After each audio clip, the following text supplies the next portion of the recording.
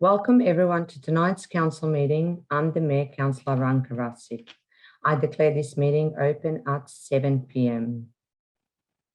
Due to declaration of state of emergency in Victoria and in compliance with the Local Government Act 2020, Council will be attending this council meeting by electronic means. The council chamber is closed to the members of the public for this meeting. However, this meeting is deemed open to the public via an online live stream, available through our link published on the Brimbank City Council's website. Members of the public will not be recorded in this process. Councillors, please stand for acknowledgement of country.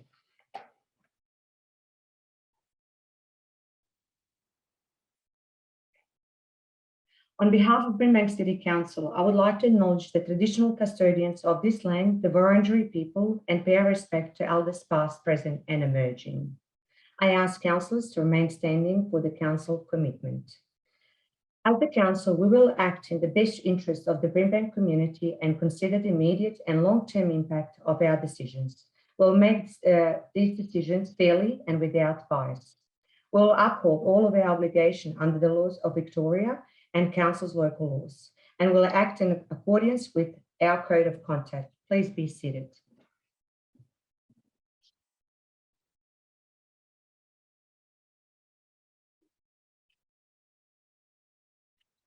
I'm going to go to apologies. We don't have any apologies for this evening. Councillors, are there any declaration of conflict of interest for tonight's meeting?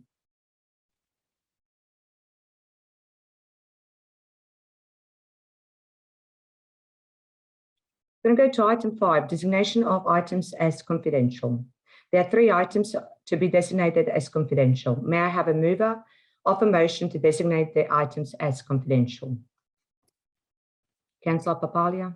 Yes, I'd like to move the motion. Thank you, Madam Mayor. As per the screen. Thanks. Do I have a seconder?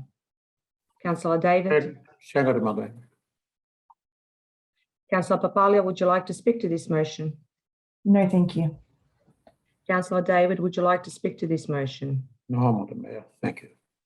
Would anyone else like to speak to this motion, councillors?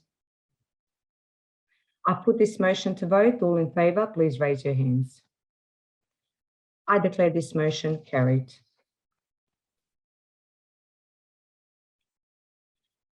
Yes, Councillor Kerr. I'd like to propose that we bring the item 15 urgent business forward to right away as per the business papers. Thank you, Councillor Kerr. Do I have a seconder? Councillor Takos? I second this recommendation. Thank you. Councillors, all in favour, please raise your hands.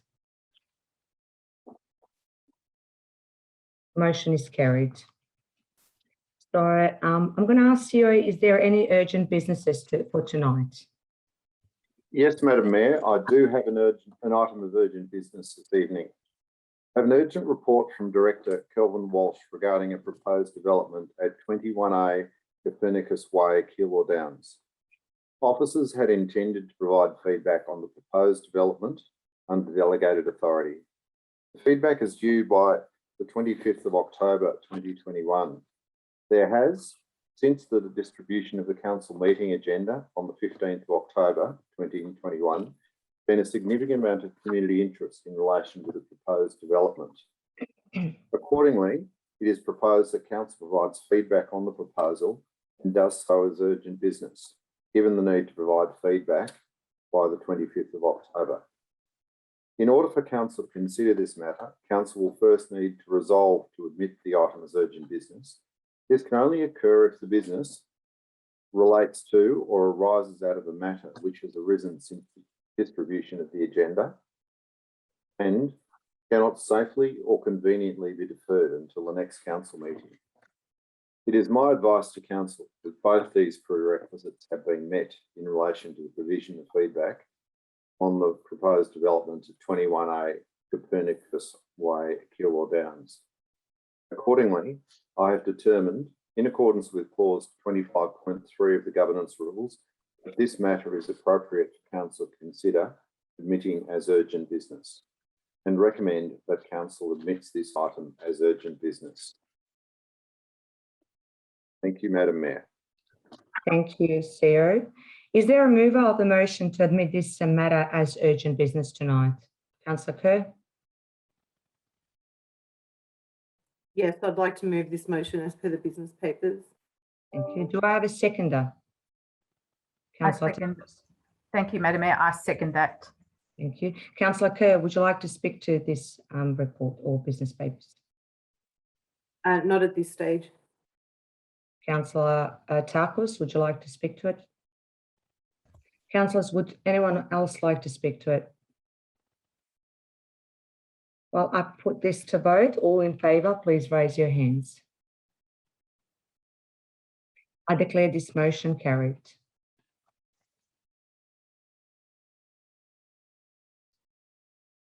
Before I pass to Director City Development, Oh, sorry. I was just waiting for the introduction. Sorry. before I pass to Director City Development to introduce this item, I would like to make some comment about the proposed development at 21A Copernicus Way in Killaloe Downs. It is important to make some comments from the Chair, as this proposal has generated a lot of community interest and brought out different views in support and against it. New housing is often contentious in existing neighbourhoods, and the council is always keen to hear the views of the community. We also know that it is important that developers listen to the community in preparing their proposals so that they understand the passion that exists in our community about what is valued in our local areas. As a council, we also recognise the importance of providing a variety of household types to ensure all members of our community have access to housing matched to their lifestyle and life stage. This includes recognising the important role that social and affordable housing plays in meeting these needs of many in our community. A roof over your head is a fundamental need for us all. In relation to the Butcare proposal, what is important to mention at the outset is that Council is not the decision maker in relation to this proposal. The state government is the responsible authority, and the developer, Butcare, is required to seek the view of the community and Council before submitting their application to the Department of Environment, Land, Water and Planning for assessment and decision by the Minister. Unfortunately, Council, like the community, have only had very short time to review the plan and arrive at the view. Despite the short time frame, our planners are able to present an assessment against the Brimbank planning scheme to this evening's council meeting as an urgent business item. What I clearly have heard that community says is the consultation on this proposal has been inadequate, and the community has not had time to consider all aspects of what is proposed. There is a lot of concern about the density of the proposal and how it will fit into the local character of the neighbourhood. There are concerns about whether, if approved, there is adequate car parking provided with the development and whether there is the right social support services in the neighbourhood to support future residents. It is so important that developers listen to the community to achieve the right outcome for the community.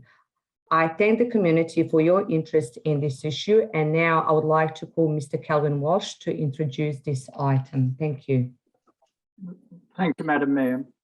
The purpose of the report is to provide Council with an assessment of a proposed social housing development at 21A Copernicus Way in Killaloe Downs against the provisions of the Brimbank planning scheme for the purpose of providing comment to the proponents. The development is being processed under clause 52.20 of the planning scheme, and that's Victoria's big housing build. And therefore, as you mentioned, Madam Mayor, Council is not the decision maker. Rather, the Minister for Energy, Environment and Climate Change is the responsible authority. Officers recommend that Council provides feedback to the proponent of the development at Copernicus Way in Killaloe Downs to advise that Council has undertaken an assessment of the development against the provisions of the Brimbank planning scheme and has found that the development complies with the requirements subject to the recommended changes to the plans and associated documents at attachment 5 to the report that you have. Officers also recommend that Council writes to the Minister for Energy, Environment and Climate Change and the Minister for Planning to advise that Council has provided the above feedback, and also that Council determines to publicly release this report with attachments and Council's resolutions at noon tomorrow. Thank you, Madam Mayor. Thank you. Councillors, are there any questions for the Director? Yes, Councillor Nguyen.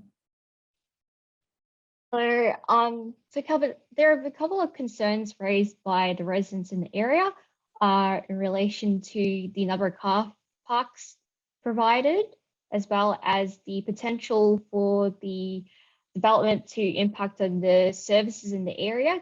Can you, in your opinion, can you explain what the potential development could, how it could impact these spaces, and is the plan adequate?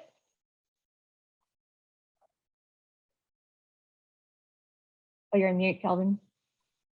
Sorry about that. So through you, Madam Mayor, the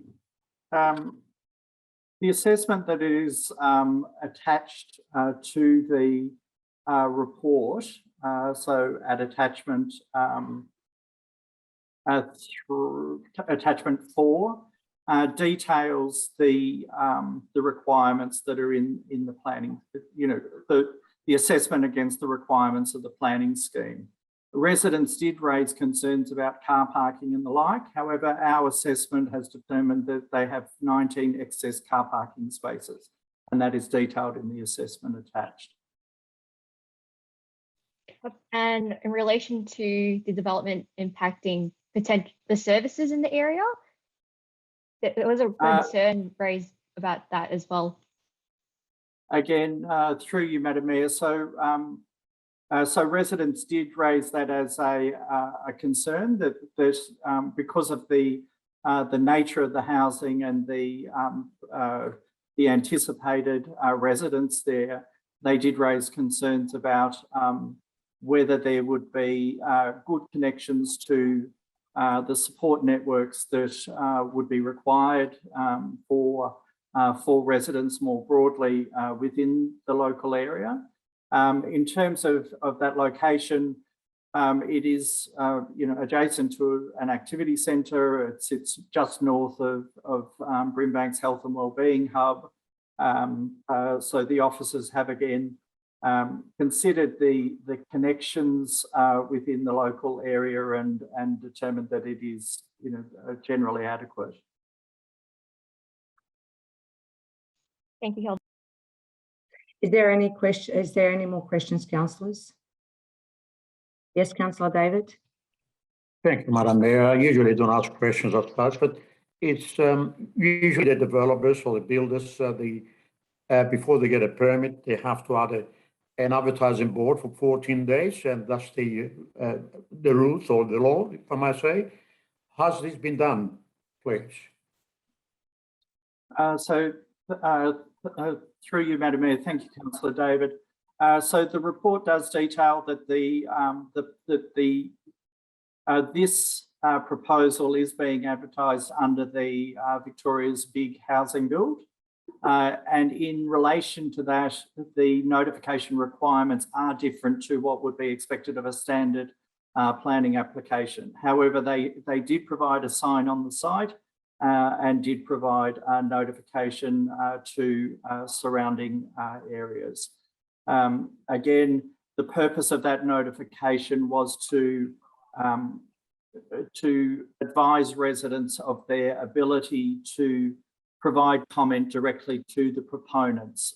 So the process that is applicable in this case is that the proponents, prior to submitting the application to the Department of Environment, Land, Water and Planning, must demonstrate that they have consulted with the community and with council for a period of determined within the Act and within the planning scheme, and from our observations, they are meeting that obligation. Thank you, Madam Mayor. Thank you, Councillor Papalia. Sorry, Calvin, this is in the report. It does mention that there's a park being put in. Do you mind just explaining if that's a park being put in by council or developers, or have I misread that? I think it was a pocket park that I read.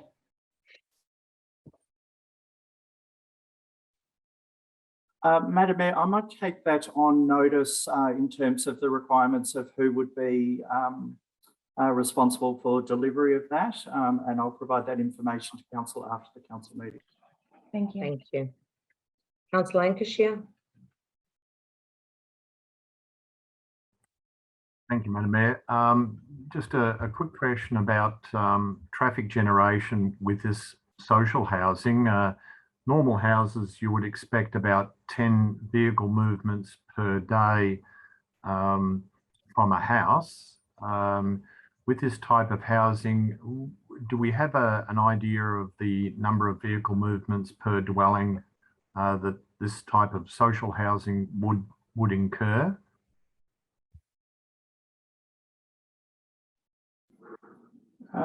Through you, Madam Mayor, I am just I refer councillors to the full assessment in attachment 4, and within that attachment we do speak to the access and how it complies with the requirements of the Brimbank planning scheme.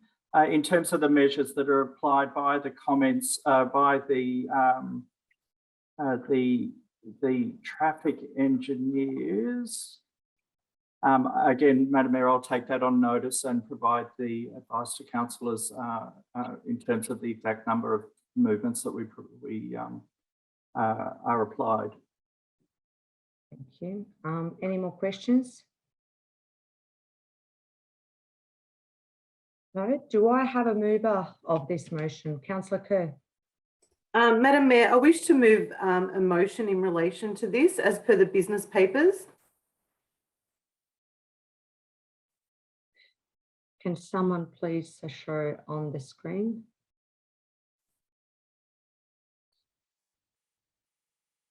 Thank you.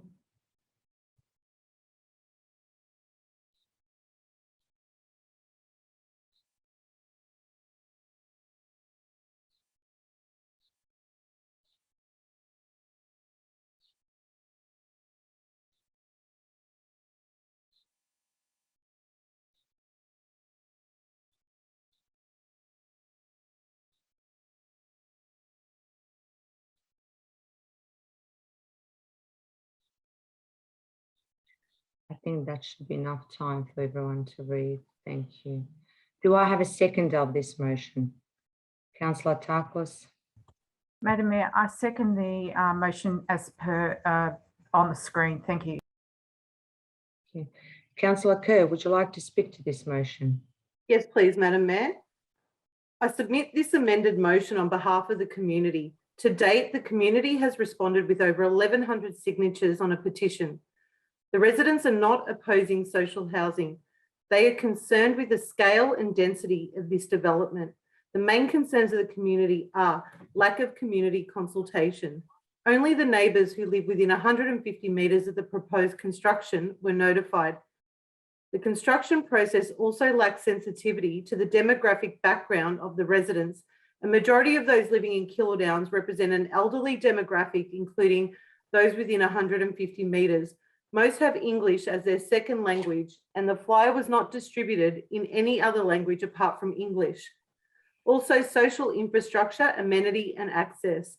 The additional 47 units in the proposed location flags concerns with regards to suitable access to services such as NDIS, major public hospitals and other social and community services that are already at capacity. Accountability and transparency. In the recent consultation meeting, Bapcare claimed they surveyed struggling Melburnians around the topic of their suburb of choice, reporting the overwhelming majority indicated Killardowns as their preference. Most residents are questioning the transparency of this claim and request Victorian government assistance in obtaining the survey results to verify the above to date. This information remains unavailable, unclear, and unverified of fact. There's also a concern with density and the impact of traffic and COVID-19. The addition of 47 units in a clustered fashion will add to traffic congestion and social distancing concerns. Brimbank is considered one of the areas where COVID-19 positive cases remain really high. There are currently over 1,400 cases of coronavirus in Brimbank. I understand social housing is a pressing issue and required within the community. However, specifically in Keilor Downs, we also have an ageing population, many vulnerable elderly residents and members of the community living with a disability also require urgent assistance. The community welcomes the inclusion of an aged care facility catering for the most vulnerable of residents. The community has indicated they would support a development with the number of units limited to 37 one-bedroom dwellings to cater specifically for the elderly or those with a disability. The development should also provide for more separation between the dwellings to preserve the neighbourhood character. It should include more open space, a small park, and additional canopy tree planting on the site. Improve connections to local support services, i.e. a carers hub, exercise equipment, and garden beds. The site has a proposed aged care facility, therefore units or social housing specifically for this demographic would be in line with the community requirement and also reduce the number of cars and in turn congestion on site, transforming the precinct into a hub for the elderly. With 30 or so self-contained units and an on-site aged care facility, the extra space could be used to deliver much needed services to our community. The community want confirmation the land will only be used for an aged care facility and not further high density units. The community want to see the land activated for the aging population. They want to see green spaces, trees, units that are not packed in like sardines. This piece of land has the opportunity to become an innovative and functional community asset. Trees, garden beds, gym equipment, and facilities specifically catering for the elderly and those with a disability. The residents are not against social housing. They are against the sheer density of this development. The changes proposed to this development have the ability to transform this precinct into a development the community can support and be proud of, offering the best care for residents in a location they can be proud to call home. I call on the state government to review our submission and put profits aside to consider the requirements and requests of the community. The residents are outraged over the lack of consultation and transparency. I urge my fellow councillors to support the residents of Brimbank to listen and act on their concerns. Please support our community. Thank you. Thank you. Councillor Tarkus, would you like to speak to this motion? Thank you, Madam Mayor. Yeah, I'd just like to support the words presented by Councillor Kerr, and I think that fundamentally this is not about being against social housing. It is, however, a concern that more of these types of decisions are being made by the state government without any proper consultation with our community. Our community, when we are the planning authority, have expectations that they're involved and engaged in the process, whereas from the outset, this feels as if it's been imposed on our community. And as Maria said, this is not against social housing. It's about amenity and ensuring that the community has got the support services around it. By having people living independently with a disability there, we will, as you know, building the St Albans Leisure Centre, have a proposed disability hub that will be able to support people living independently and also having services there that they can actually use. Also, we are increasingly an aged community where there is no independent living units, and this would be a great opportunity to integrate that as well. Social housing, I believe, is best when it's integrated in the community and not singled out into a one project type high density project. So in essence, I support Councillor Kerr's proposal because it finds a middle ground where we can support our community, our vulnerable community, but also ensure that there are the support services around them to support them. Thank you. Thank you. Councillors, does anyone else want to speak to this motion? Councillor Brenton? Thank you, Madam Mayor.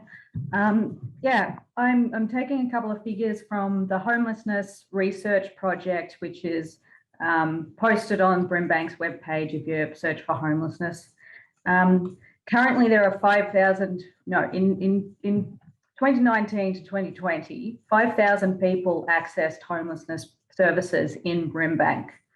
So that can indicate 5,000 people in or near Brimbank that need this support. I'm of the opinion that every house you take away, that's one more person who doesn't get supported housing.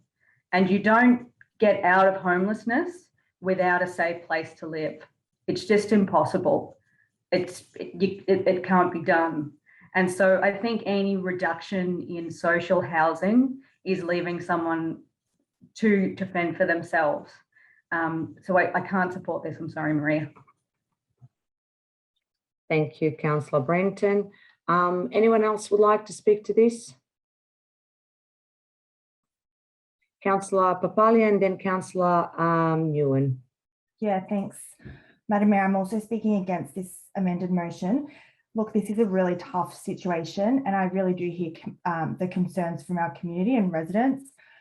I agree the consultation in this process has been poor, and I believe council should express concern with the way that has been handled.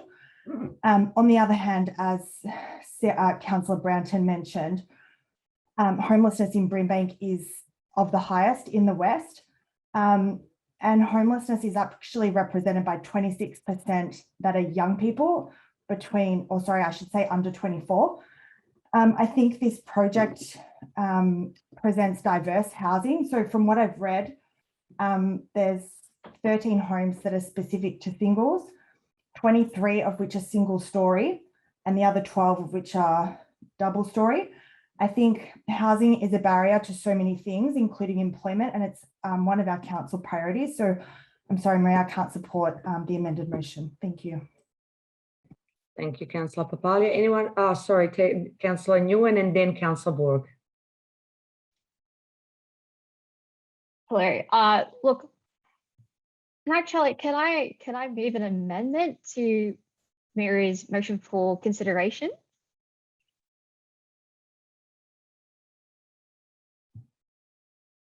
Julian, can we have you back? I think you can. Yes.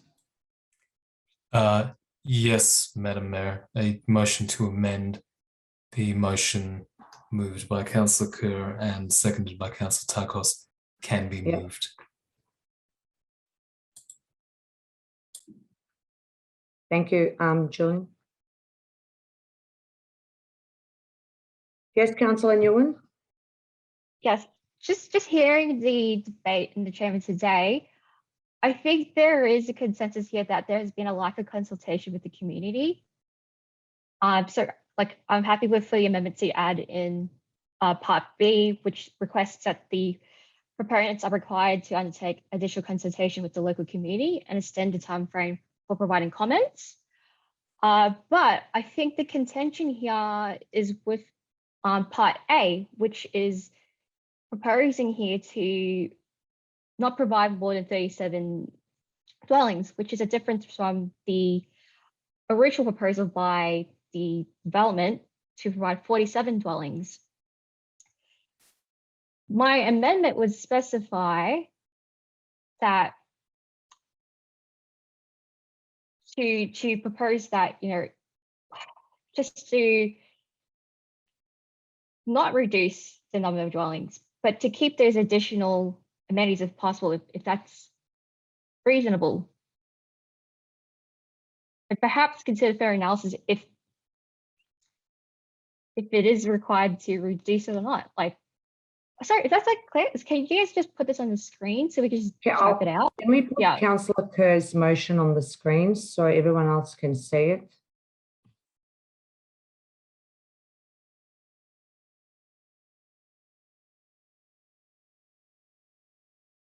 Thank you.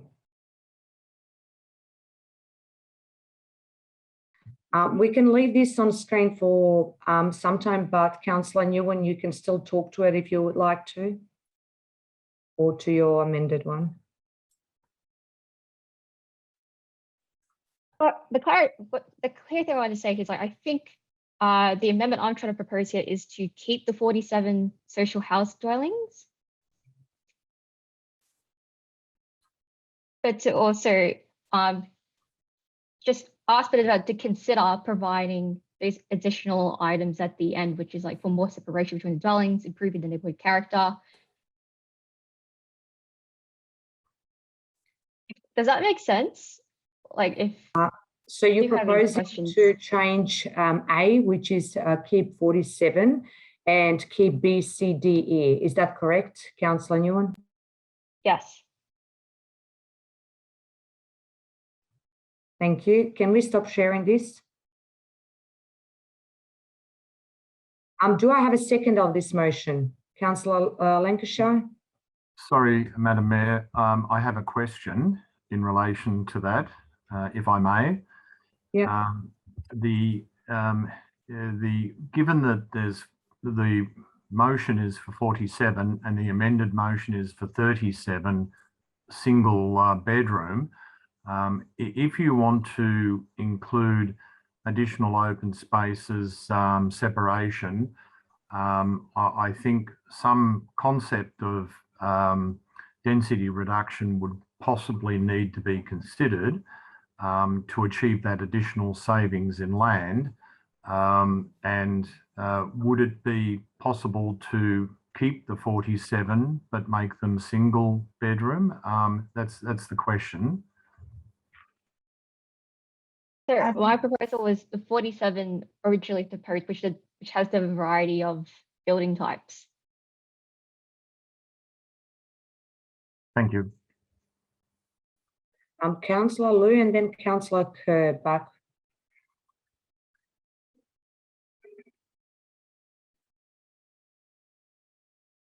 You unmute, Councillor Liu. Thank you, Madam Mayor. Sorry about that. I just want to make a quick comment on this motion, just to council fully aware. These motions we are not a planning authority, even though we are recommending the submission. It is up to the Minister of Planning to decide. What I suggest is, if we could submit the motion with the 37 and additional F, that those 10 housing which have been deducted on this site be spread out within Brimbank and other site, which they are at the moment developing as well. So we just spread out evenly. That way we're not losing any housing in our municipality, just for this site, just to as a pass, if that makes sense. Thank you, Councillor. Before I get to you, Councillor Kerr, can I just get CEO to say something? Thank you, Madam Mayor. I just want to clarify, I don't believe you can accept the amended motion as being put forward by Councillor Nguyen. Under our governance rules, the amendment must not directly be opposite to the motion. And I think an amendment that tries to go back to the original number of units or houses or dwellings, but still do part B, is not really consistent with the original motion. So sorry, but I'd have to say I don't believe you can accept that as an amendment. Thank you. Councillor Kerr and then Councillor Borg. Thank you, Madam Mayor. I just want to respond to, I guess, what's been spoken about. Now, first of all, I have 1,100 signatures from the community opposing this development. There's possibly approximately 10,000 residents within Keilor Downs. 1,100 people have opposed this development. They're not opposing social housing. I have lived in Keilor Downs since 1986. I lived next door to a social house my entire life. This house is on a 600 600 square metre block, and these residents lived with dignity and space. I don't believe that just because someone has to live in social housing, they need to be sardined and compacted into these tiny units. They deserve the same dignity as everybody else in the community. Keilor Downs has over 20 social homes already in Keilor Downs, sitting on 600 square metre blocks. These homes are original from the 1980s. They can be knocked down and they can be put 2 or 3 units on each of these properties. That will more than accommodate for the number of people that would miss out on these social housing. It would mean that these people in the community are integrated within the community. They're living a normal life. They're not compacted in like sardines. That's the first point. The second point I'd like to make is we are disturbing the integrity of Keilor Downs. You've got 1 minute in your right to reply, Councillor. Councillor Kerr, you've got 1 minute. Thank you. This is an ageing population. We need to cater for the most disadvantaged in our community. These are the elderly. These are people living with disabilities. These are people that need to be close to amenities, medical facilities. We are not against social housing. We're about integrating social housing into the greater community. We're not about succumbing to the state Labor government who is pushing these projects into the safe seat in this area. Our residents have spoken, 1,100 residents, and I urge the councillors to support this. Thank you. Thank you, Councillor Borg. Thank you, Madam Mayor. I just want to, sorry, the dog is barking in the background. I will not supporting Councillor Kerr's motion. As already mentioned, social housing is very much needed in Brimbank. Brimbank house, lot of people are finding it hard to meet their basic needs, including food and shelter. Marginalized groups such as women, single parents, people with disability are finding it hard to find accommodation and stay off the streets. Brimbank Housing Strategy notes that housing affordability is not just about the price of housing, but also its location. The site for the proposed social housing is adjacent, as already mentioned, to a large shopping center that includes a medical center and a variety of food retailers and other services. It is also a few meters away from the future aquatic and wellness center, which will provide a variety of health and well-being services. I would also like to point out that the proposed buildings, most of them can be used for people with disability, especially the one floor buildings. It is also within walking distance between public transport, namely buses and the train. Council has undergone various assessments and is satisfied that the proposed permit meets all the requirements, and there could be some changes or rather some conditions attached, but overall council has approved of these social housing being built on this site. Thank you, Councillor Borg. Anyone else would like to speak to Councillor Kerr's motion? Councillor Nguyen, and then Councillor David, and then Councillor Lancashire. Councillor Borg, can you put your hand down, please? Thank you. Hello, Madam Mayor. I would like to speak against the motion. Before, I was just requesting to provide an amendment. Look, unfortunately, I would have to speak against this motion due to the reasons mentioned before. Social housing is required. It's needed in Brimbank. As Councillor Papala mentioned before, Brimbank is the municipality with the highest rates of homelessness in Melbourne's West. And I totally agree that the housing that we provide needs to be adequate for people with disabilities and for the elderly as well. But social housing, there is a very diverse number of people who need social housing. And furthermore, based on the answers to the questions I asked before with Director Kelvin Walsh, it's shown that there is adequate car parking. In fact, there is a surplus of 19 car spots.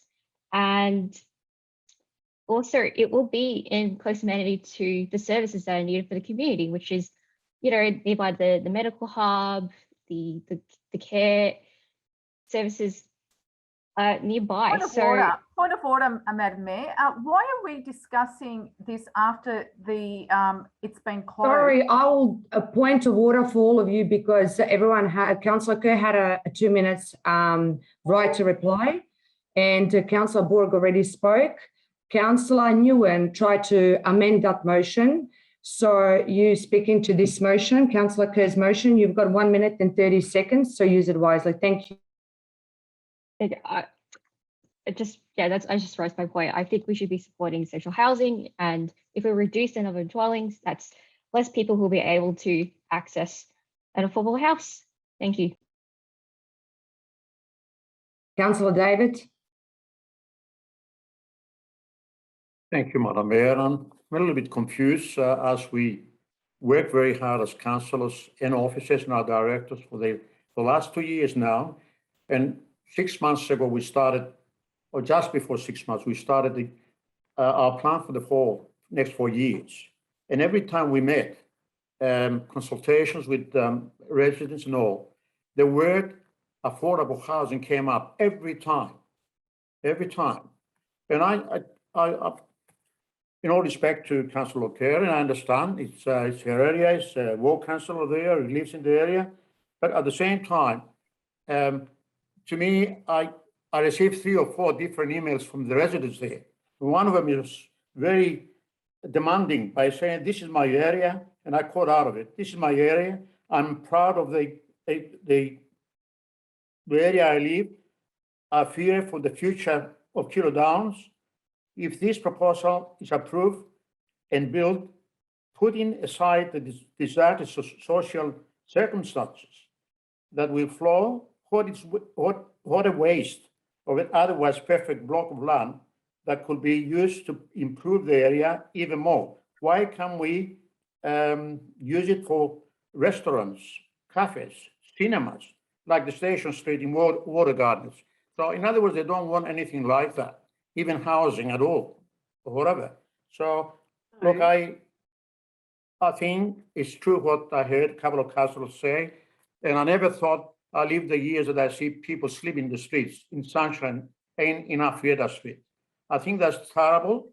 I don't want to see them. And when I do see things like that, I feel sorry because as a young man, I used to watch them in the city. And I thought to myself, what a terrible thing to see. But we see them right in our city now. And we have to work on it. And everybody's speaking about affordable housing. And these people, we've got more migrants coming into Melbourne, Victoria. So all these people, they haven't got any housing to get into. So it's a must for us to support it. Thank you, Councillor David. Councillor Lancashire. Thank you, Madam Mayor. This area around Keilor Downs, and of course where we're rebuilding our leisure centre and wellness centre, is certainly an appropriate location for more intensive residential development.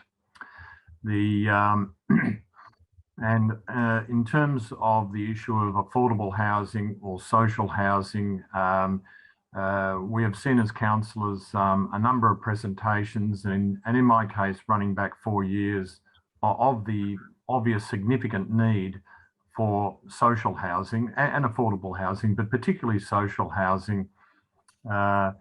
The proposal here to put social housing, which is clearly needed, close to a district shopping centre and our leisure centre with its wellness facilities and other facilities like medical centres nearby would seem to be an appropriate thing to do.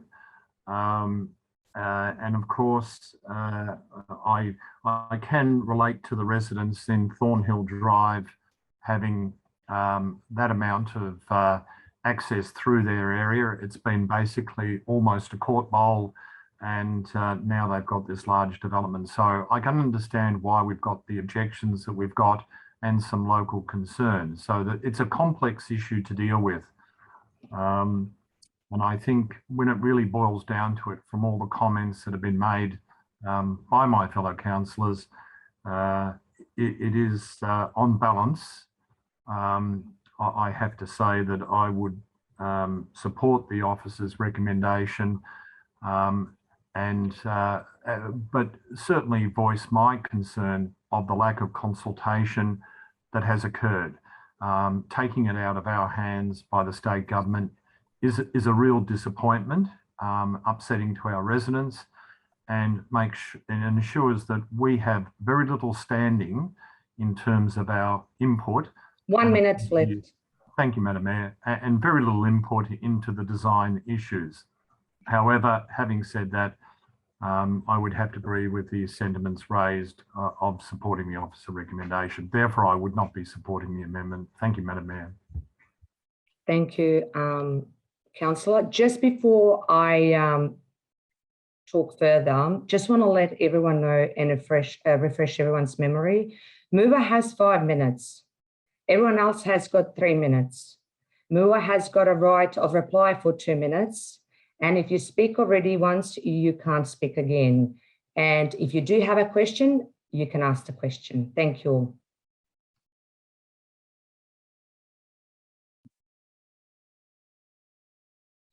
So does anyone else want to ask any question to the officers, or I put this motion to vote? All in favour, please raise. Sorry, Madam Mayor, I would like to ask a question to the officers. Yep. I would like to ask the officers what is going to be done about the lack of transparency, the lack of consultation to our residents. The majority of residents in the area did not receive the letter, and if they did receive the letter, they could not read the letter because it wasn't in their first language. So what are we going to do as a council to support our residents?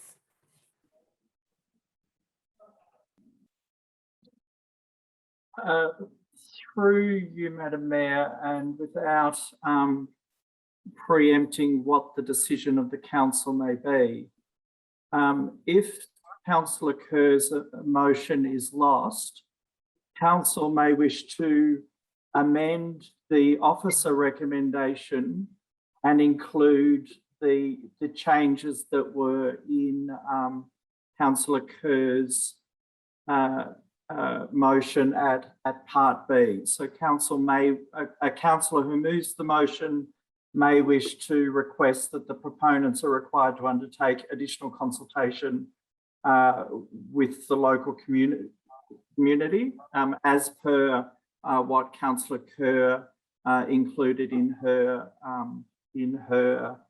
proposed motion that's currently under debate. But of course, I would leave that to council to determine. Thank you. Councillor Kerr, do you have a question again? Sorry, I do have a question. My question is to officers. The notice of the development was placed in such an obscure place in the development that none of the residents, due to COVID restrictions, had ever a chance of seeing this. What are we going to do as a council to rectify this issue? Through you, Madam Mayor, as I advised in introducing the matter, the council is not the responsible authority for this in relation to this matter. The Department of Environment, Land, Water and Planning, through the planning scheme, has set the process in relation to big housing build programs, and therefore it is a matter for the state. Thank you. Councillor Liu, do you have a question? Yes, Madam Mayor, just quickly to the Director. I just want to clarify, this is social housing or affordable housing, this particular block? It is social housing. Through you, Madam Mayor, in response to Councillor Liu's question, it is social housing. Thank you. Councillor David, do you have a question? Just to clarify as to what we're voting for, Madam Mayor. Sorry? What are we voting? Nothing The yet. officers, Just, the we're discussing Councillor Kerr's amended motion still. And I would like, before we go to the votes, I would like to ask governance to share Councillor Kerr's motion again on the screen, please. So everyone is sure of, that's it. So everyone can have a second read and just make sure they understood everything.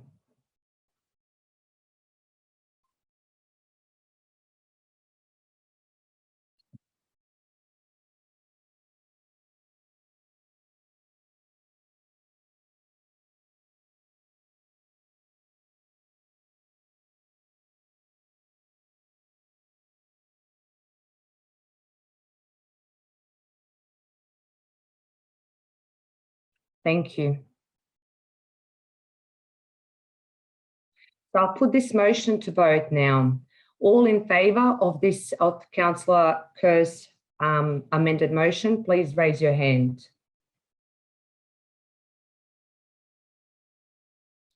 I declare this motion lost. So we would have to go back to our original motion.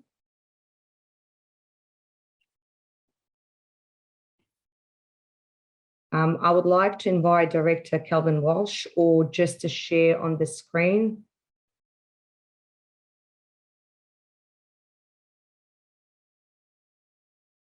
That was original motion that was proposed by council. So everyone can see and read if they need to.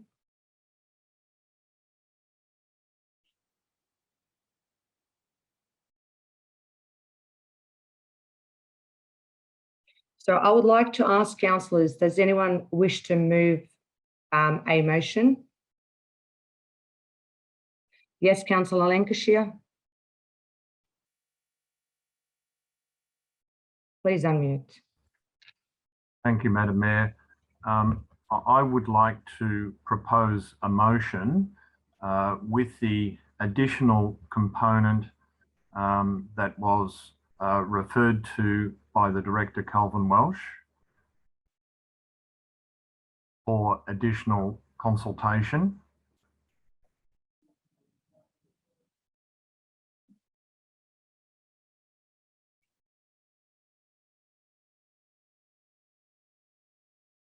Thank you, Madam Mayor. I would put the alternate motion that's on the screen. Thank you.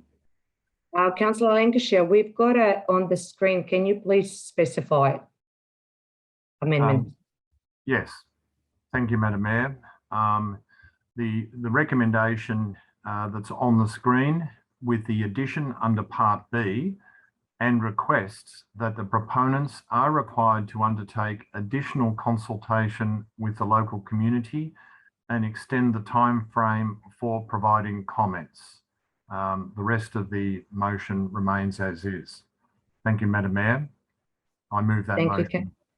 Thank you, Councillor Lancashire. Do I have a seconder of amended motion? Councillor Liu? Thanks, Madam Mayor. I'll second that motion. Thank you. Councillor Lancashire, would you like to speak to your amended motion? Yes, thank you, Madam Mayor. We've certainly had a lot of debate on this issue. There's been a massive amount of community objection to it. We also realise that we have social responsibilities. As pointed out, the need for social housing is irrefutable, and this certainly is a prominent location, a good location for this type of housing to occur. it has some difficulties. However, I think there's a lot to be gained on extending the consultation, requesting an extension to that consultation, so that we can engage as much with the community as possible on these issues. I believe we would do that if we'd been able to have a normal time frame and normal responsibilities as a responsible authority to consider this matter. So I do support the additional consultation, given the considerable degree, of public concern to undertake that additional public consultation. So thank you, Madam Mayor.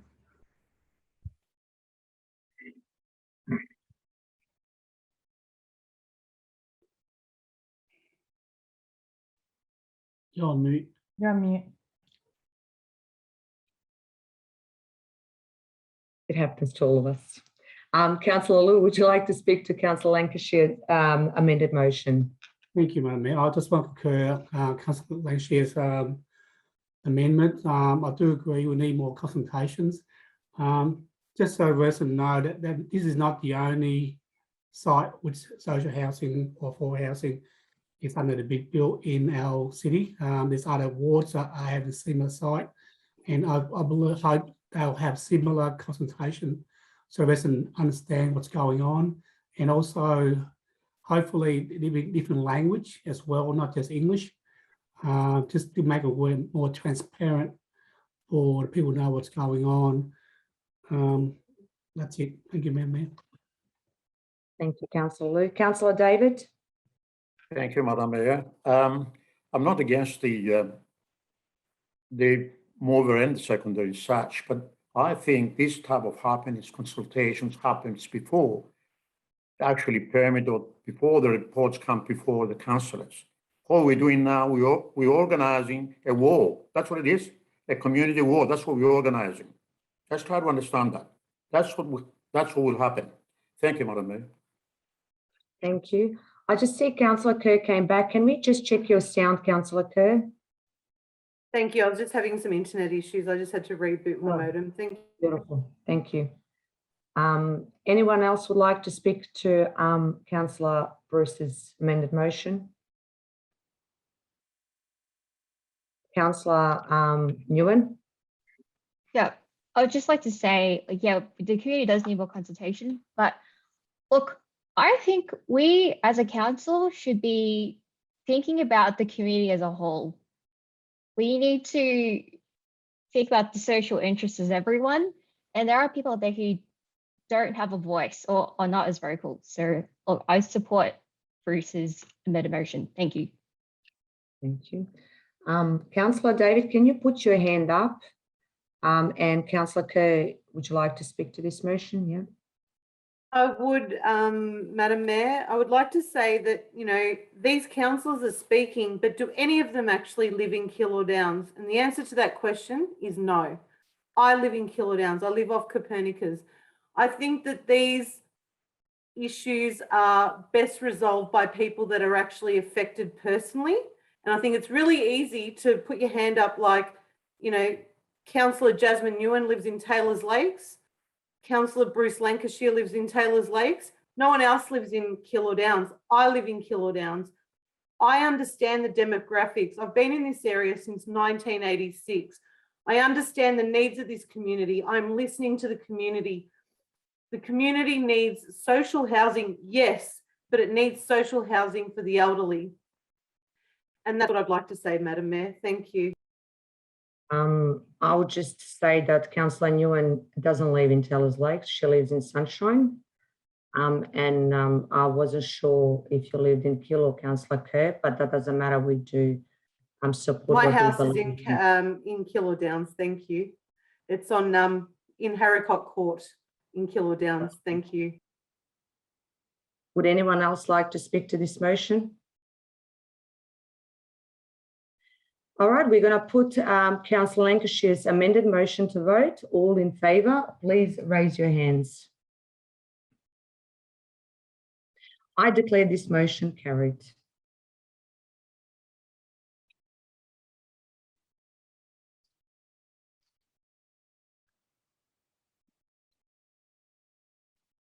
We're going to now move to confirmation of minutes of previous meetings.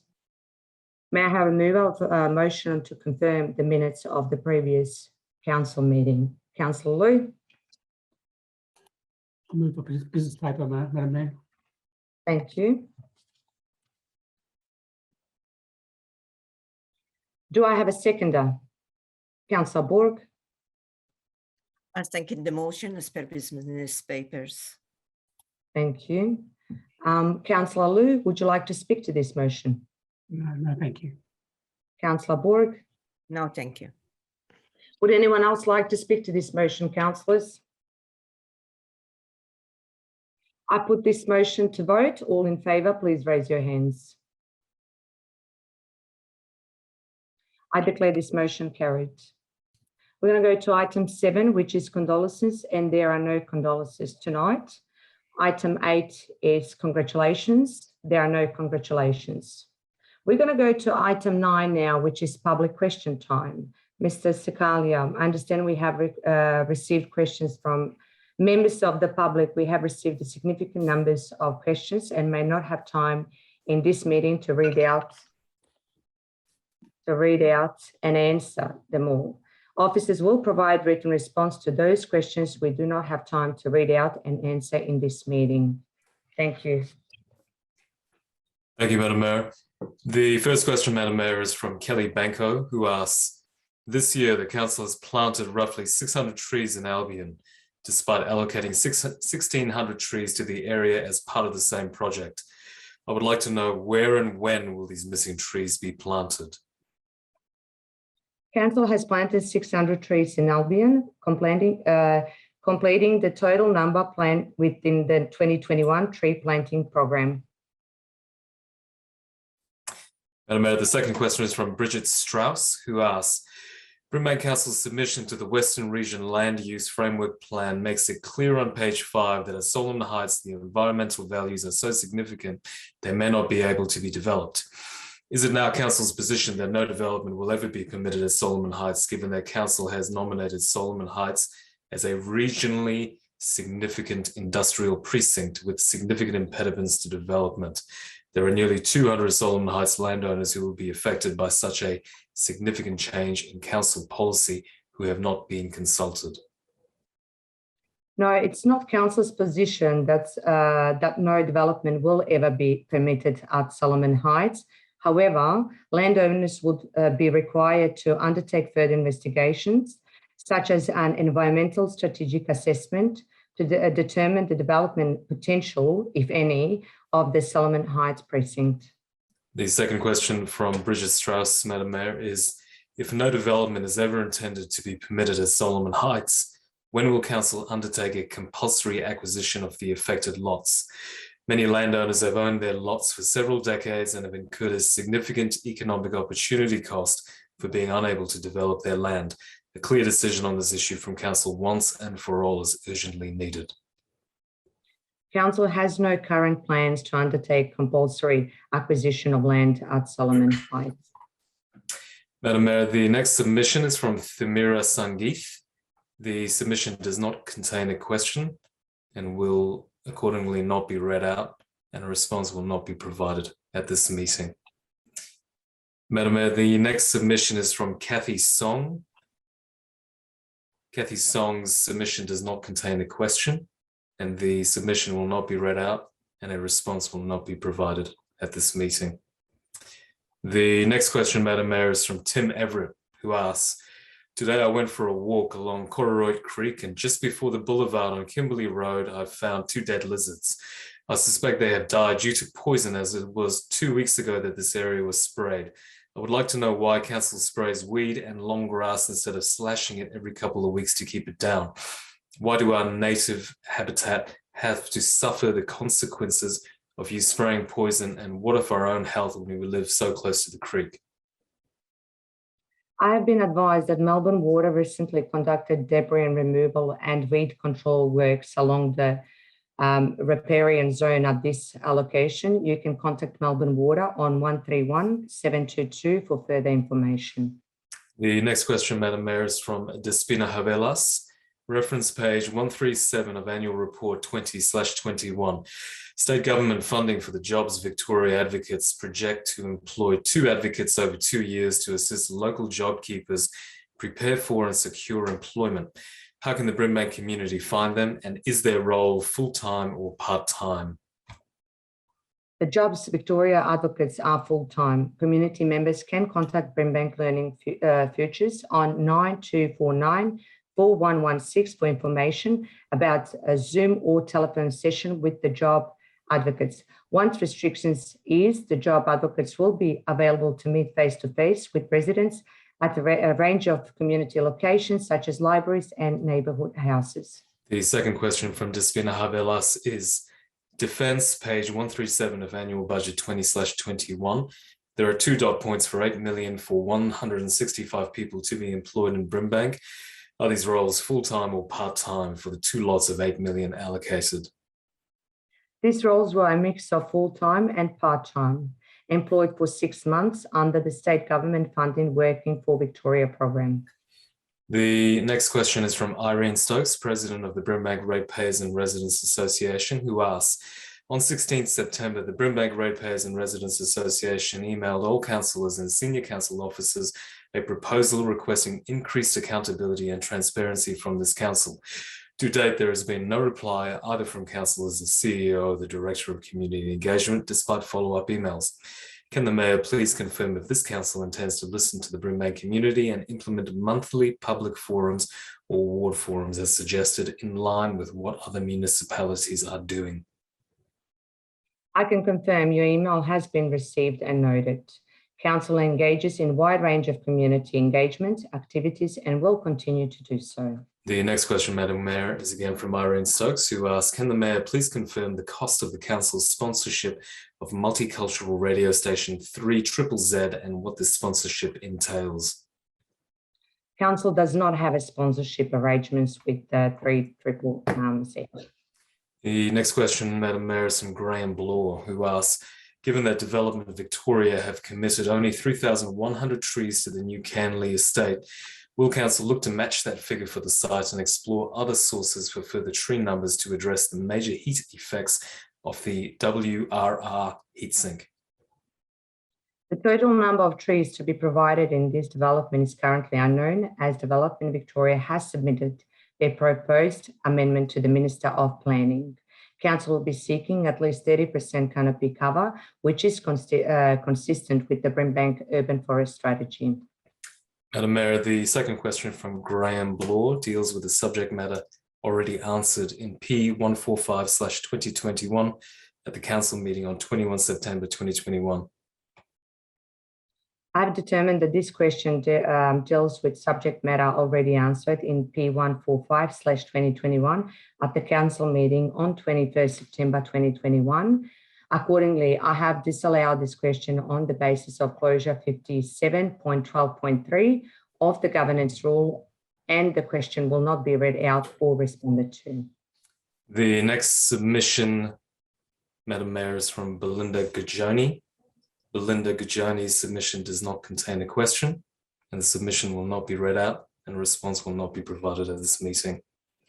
The next question, Madam Mayor, is from Jamie Ramsey, who asks, given the upcoming council meeting is the last meeting before the mayoral vote, can this council reassure residents that this mayoral vote will be decided on whom is most qualified at this time to lead Brimbank through demonstrated engagement with the whole community rather than selection based on political deals?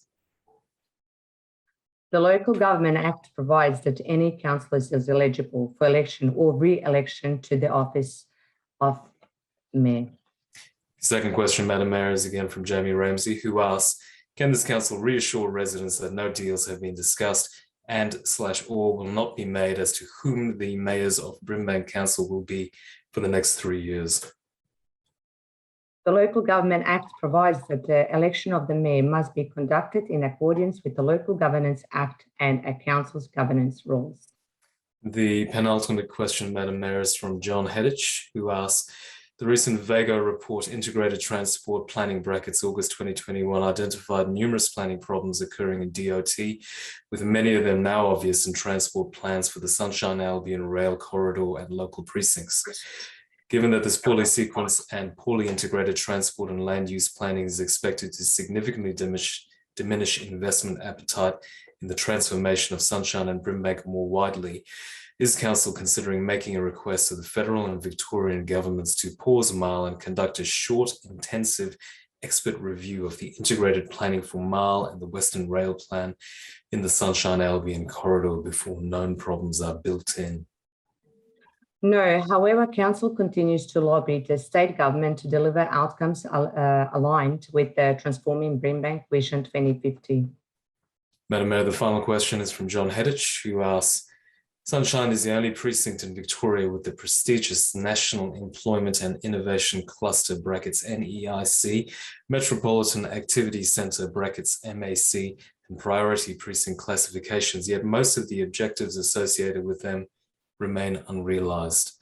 It is also the only transport priority precinct not being planned as a joint business and transport priority precinct. Given these prestigious classifications and the Council's transformation agenda, is Council working with VPA to finalise the current draft NEIC and with Department, Premier and Cabinet to have Sunshine planned as a joined up business and transport priority precinct like the other transport precincts in Arden and Richmond to Docklands? No, Council continues to work with the Department of Transport as the state government's lead agency responsible for planning the Sunshine National Employment and Innovation Cluster. Thank you, Madam Mayor. There are no other public questions.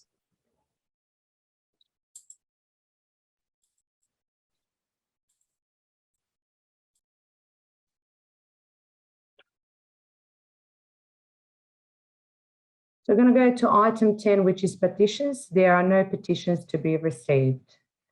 Moving to item 11, minutes report of the delegated committees. There are no minutes or reports of delegated committees. We're going to go to officers' reports. There are 14 officers' reports for consideration by Council tonight. We're going to go first to report 12.1, which is annual report. In accordance, in introducing this report, I'm pleased to advise that as required under the Local Government Act 2020, Brimbank Council lodged its annual report for 2020-2021 with the Minister for Local Government last month. I am very proud of the work Council has done over the previous financial year to support our community, to advocate for its needs and to shape a brighter future for our municipality and its people. The annual report attached details and extraordinary response to an extraordinary period. As would be expected, Council focus has been on supporting our community to get through the pandemic, modifying our services and advocating for government help to support our COVID recovery, advocating to get the best outcome for our city from the big infrastructure project being planned by state and federal governments, including the Melbourne Airport Rail Project and the Fix the Calder campaign, and planning for the future needs of our community, speaking to unlock the investment, economic, health and jobs potential across Brimbank. I encourage community members to download the annual report from our website for further details within both the service performance report and the audit financials. Before commending this report to Council for endorsement, I would like to thank my fellow councillors and the administration and staff for working so hard to help our community under such difficult conditions. I would now ask Mr. Dan Hogan to talk to this report. Thank you, Madam Mayor. Very simply, the officer recommendation to this report is for the adoption of the Brimbank City Council Annual Report 2020-2021 as attached at Appendix 1. Thank you, Madam Mayor. Thank you. Councillors, are there any questions for the Director on this report?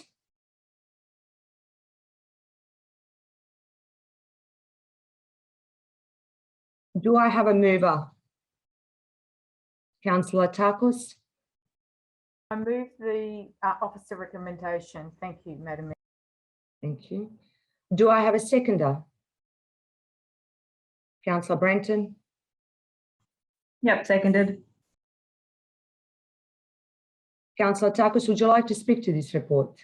Just briefly, Madam Mayor, I'd just like to say with my COVID response and recovery hat, I'd like to report that Council is progressing in the phase 2 of the Brimbank response and recovery, which is basically how Council can assist our local businesses and our residents and our visitors to overcome the obstacles and build strengths as we continue to recover, rebuild and adjust our lives, reopening and the new COVID normal. But more importantly, that this council has been committed to pivoting and to rising to the challenges that face us in these really complex and difficult times. And we respond in creative, in innovative ways. I'd like to thank the council and also all the services that have really risen up during this difficult and challenging time as we emerge out of it, to respond to needs through food parcels, through support through libraries, through youth engagement, and continue to engage people with mental health and so many other supports and creative ways, actually. And I fully endorse this annual report. Thank you. Thank you, Councillor Takis. Councillor Brenton, would you like to speak to this report? Just to say that a couple of really great figures out of the report is we've spent 2.7 million to better playgrounds, parks, and where was the other great one? 38 million on sporting facilities, amazing, which I suspect that includes the Brimbank Wellness Centre. And my favourite is 1.37 million for improvements to community facilities such as neighbourhood houses, libraries and children's centres. I think that's great. Thank you, Councillor Branton. Councillor Bourke? Thank you, Madam Mayor. This is quite a comprehensive report. I thoroughly enjoyed going through it, having been involved in the development of the Council Plan 2017-2021. It's great to see Council achieving its objectives and completing the actions and activities that it set out to achieve. Considering the COVID-19 pandemic and its implications, this is quite a satisfactory achievement. I would like to acknowledge all the hard work and thank everyone involved. Thank you. Thank you, Councillor Bourke. Would anyone else like to speak to this report, councillors? I put this report to vote. All in favour, please raise your hands. I declare it carried. So we're going to go to 12.2, final draft Together We Are Brimbank, Council Plan 2021-2025, Community Vision 2040, Municipal Public Health and Wellbeing Plan. After much work and collaborative debate, I'm very pleased to be introducing the new Council Plan and Community Vision 2021-2050, titled Together We Are Brimbank. We should be very proud of Together We Are Brimbank, a plan that captures our aspirations of the Brimbank community, and a plan that will guide our work and that of the entire council staff over the next 4 years. Together We Are Brimbank combines for the first time the council plan and municipal public health and wellbeing plan. It also includes new vision for our beautiful city and community, a transformed Brimbank that is beautiful, thriving, healthy and connected. The plan sets out how council will work together, achieving this vision through 4 key strategic directions: people and community, places and spaces, opportunity and prosperity, and leadership and governance. I would like to thank everyone who has taken the time to share their aspirations and ideas, which have been used as the foundation of this plan, and who have provided feedback about the draft. We are much appreciate your contribution that has inspired this work. Thank you. Now I'll just ask Ms. Lindley Dumble to present this report. Thank you, Madam Mayor. The Local Government Act 2020 requires councils to have adopted both a community vision and council plan by the 31st of October 2021. In line with the Public Health and Wellbeing Act 2008, councils are also required to renew their municipal public health and wellbeing plan every 4 years. The final draft, Together We Are Brimbank, presented to council tonight for consideration, brings these 3 key strategic documents into a single integrated plan while addressing the associated legislative requirements. Thank you, Madam Mayor. Thank you, councillors. Does anyone have a question for the director? Thank you. Do I have a move of this motion? Councillor Brenton? Yeah, I move the motion as per the papers. Thank you. Do I have a seconder? Councillor Takos? I second the report as per business papers. Thank you. Councillor Branton, would you like to speak to this report? Yeah, it's really exciting that mental health was one of my big priorities going into being a councillor, and then to find that it's a big priority for pretty much, well, I think the whole council, and now the first priority in the health and wellness portion of this plan is to support improved mental wellbeing. And although it's a new space for council to be moving into, and it's not local government's responsibility, I'm really excited that we're being proactive and finding ways that we can interact in that space. Thank you, Councillor Brenton. Councillor Takos, would you like to speak to this motion or this report? Thanks, Madam Mayor. Only to support what Councillor Branton said, but I also seeking what the feedback of the community is, which is really supportive as we weave this into what our own strategies are. So some of the things that were brought up by the community was information about the Sunshine Priority Precinct Vision 2050. Strengthening Brimbank's heritage values is an important priority. Recognition of the importance of the neighbourhood, how important our neighbourhoods are. Adding carers, people with disability and older people to the health and wellbeing priority, and also people of diverse backgrounds. Support for our strategies relating to improving mental health is a standout, as Councillor Branton said, as well as supporting community access to jobs and education, and improving digital access and inclusion. Thank you. Thank you, Councillor Takos. Councillors, would anyone else like to speak to this report? Councillor Borg? Thank you, Madam Mayor. Great to see this final draft of this document coming to Council for endorsement. It incorporates a compelling vision that captures aspirations for Brimbank community for the next 4 years. As stated in this document, people and community are the heart of Brimbank. There is a strong focus on health and well-being, including mental health, climate change and its impact on health, and increasing healthy eating, active living, and physical activity. Supporting increased gender equality and reducing gender-based violence is also a priority. So is support economic and social inclusion. At a glance, the job ahead of us is quite challenging. However, the strategic directions embedded in this document will facilitate this journey and will lead us to achieving our vision. So will the combined efforts of council and community, as together we are Brimbank. Thank you, Councillor Borg. Anyone else who would like to speak to this report or to this motion?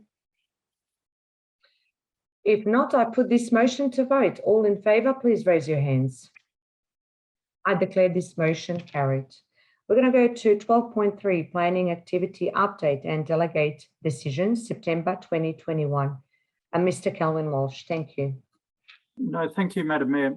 The purpose of the report is to provide council information on the status of planning permit applications and trends in planning approvals in Brimbank, and decisions made under delegated authority during September 2021 regarding planning permit applications and other matters. The officers recommend that council notes the activity report and the delegated decisions included at attachment 1 to this report. Thank you, Madam Mayor. Thank you. Councillors, does anyone have any questions for the Director? Thank you. If not, do I have a mover of this? Councillor Lancashire?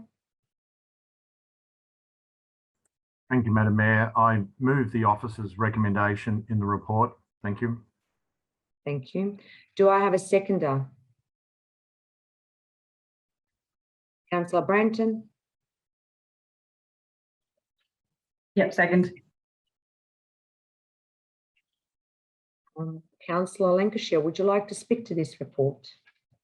Yes, thank you, Madam Mayor. Briefly, it is noted in the report an interesting appeal against a delegated decision to refuse to grant a permit for the partial demolition and construction of buildings and works to convert an existing building in a heritage area into 34 dwellings, removal of vegetation and reduction in the standard car parking requirement was unsuccessful, with VCAT ordering that no permit be issued for the development at 6 to 18 Alexandra Avenue Sunshine. So I'm certainly pleased to see council's success at VCAT. Thank you very much, Madam Mayor. Thank you. Councillor Branton? I'm fine, thank you. Thank you. Councillors, would anyone else like to speak to this report? Okay, I'll put this motion to vote. All in favour, raise your hands, please.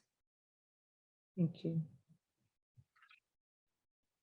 I'm going to 12.4, planning compliance activity update, 1st July to 30th of September 2021. Mr. Kelvin Walsh, thank you. Thank you, Madam Mayor. This is a quarterly report, and the purpose of the report is for council to note the planning compliance activity during the period you just mentioned, and the officers recommend that councillors note the planning compliance activity report for that period. Thank you, Madam Mayor. Thank you. Councillors, does anyone have any questions for the Director? Do I have a mover of this report? Councillor Lancashire? Thank you, Madam Mayor. I move the officer's recommendation in the report. Thank you. Thank you. Do I have a seconder? Councillor Papalia? Thanks.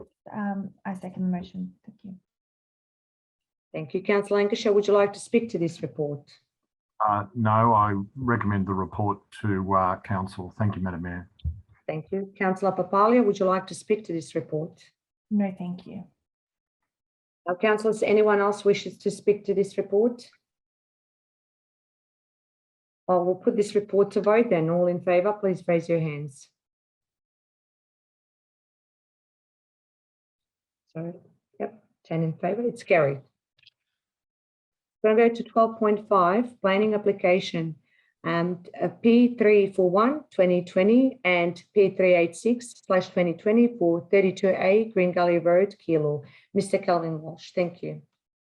Thank you, Madam Mayor. The purpose of this report is to provide council with an assessment of the development plan application P138/2020 and the concurrent planning permit application P341/2020 for the purpose of use and development of the land for a residential aged care facility with the within the Melbourne Airport Environs Overlay Schedule 2, a removal of native vegetation and access alterations to a road in a road zone category 1 at 32A Green Gully Road, Keilor. The officer's recommendation is that council consents to the approval of the development plan as based on the plans at attachment 4, consents to the granting of the planning permit P341/2020 as detailed in the introduction, and advises VCAT, the applicant, Melbourne Airport, and all submitters that council consents to the approvals, and writes to the head of Transport for Victoria, requesting that the consideration be given to installing a signalised intersection on Green Gully Road. Thank you, Madam Mayor. Thank you. Councillors, are there any questions for the Director? Do I have a mover of this motion, councillors? Councillor Lancashire. Thank you, Madam Mayor. I would move the officer's recommendation as in the report. Thank you. Thank you. Do I have a seconder? Councillor Takos. I second the recommendation, Madam Mayor.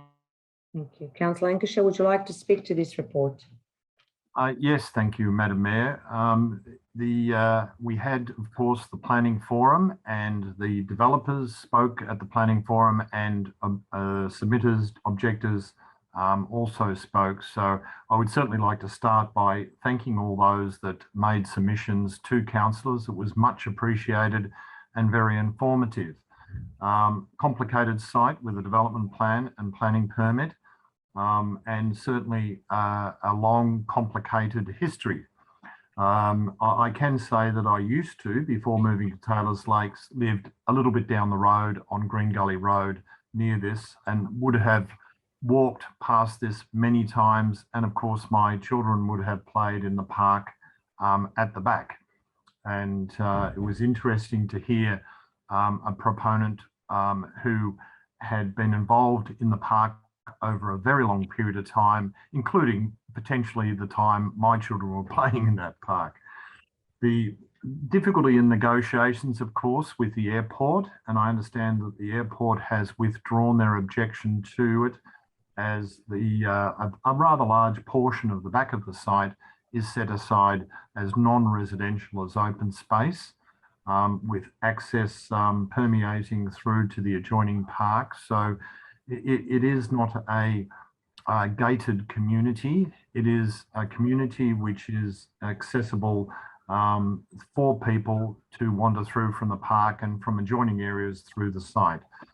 I particularly like the concept of the single-story units and the nursing home.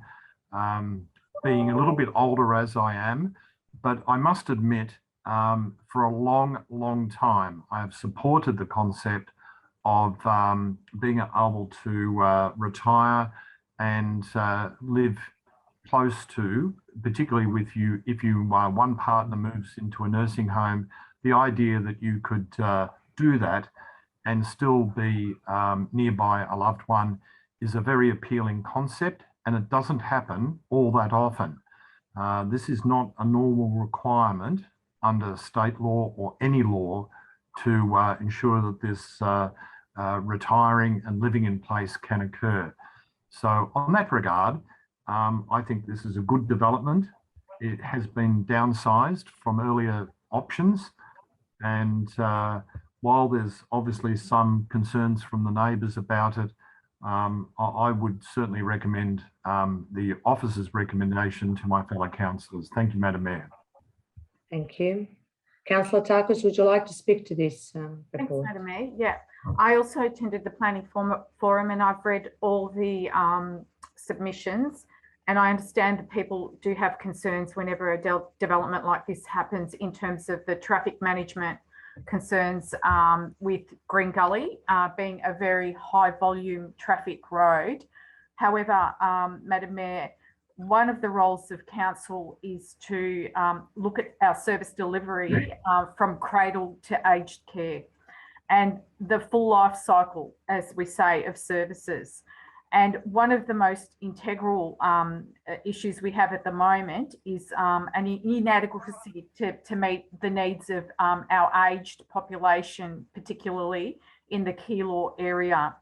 There is a growing need for aged care facilities in Keilor and surrounds.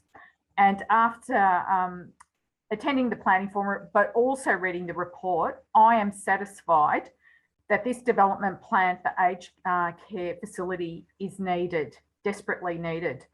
I'm also satisfied that the amendments made by the council since the original application, which includes the traffic management treatment, such as the roundabout at Solomon Drive and the side access, will reduce the concerns with traffic issues on Green Gully Road.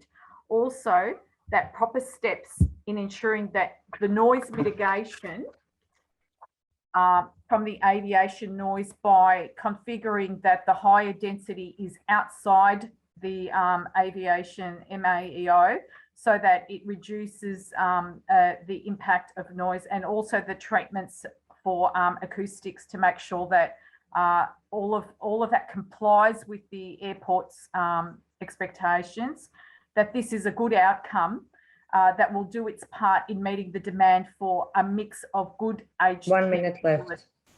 The preservation and conservation of Solomon Drive was also a priority for myself. I know that this reserve is dearly loved by the local community and has been looked after by the local community, and will continue to do so.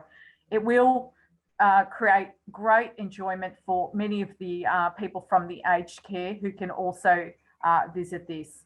So I fully endorse this plan by council. Thank you. Thank you, Councillor Tarkus. Councillors, does anyone else want to speak to this report? Councillor Borg and then Councillor Lowe. Thank you, Madam Mayor. Brimbank is experiencing an aging population. As such, this proposed aging facility is much needed in the area. A number of amendments have been made to the proposal since the original applications were refused. In addition, the planning permit is also subject to conditions in relation to, but not limited to, car parking, amenity, aged care, landscaping, and environmental sustainable design. I therefore support this report. Thank you. Thank you. Councillor Lowe. Thank you, Madam. Thank you, Madam Mayor.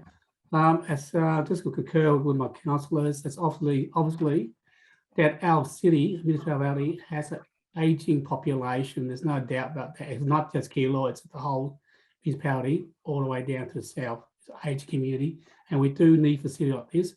So I'd like to accept that. I'd congratulate the staff to assisting the applicants to get to this stage, and congratulate the applicants to have done a good job with the airport negotiating the proposal. Secondly, it's something our municipality need, and it's just not one area. We're very lucky to have a city like this.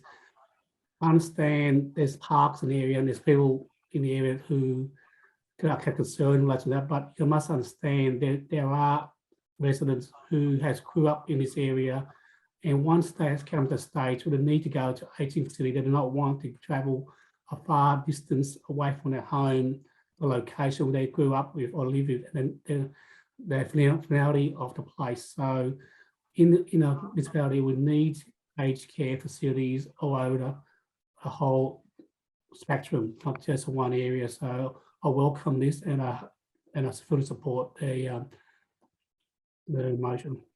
Thank you. Thank you, Councillor. Thank you, Councillor Kerr. Thank you, Madam Mayor. I'd like to concur with the sentiments of the other councillors. It is obvious that our area requires some more aged care facilities, just like the proposal for Keilor Downs. Apart from this proposal being private, there's also a requirement for public aged care facilities also. So I'd just like to make that point. All these councillors supporting this, but also, you know, obviously there's a requirement for aged care facilities for everybody to attain, not just people that can afford to be in private facilities. Thank you. Thank you. Councillors, does anyone else want to speak to this report?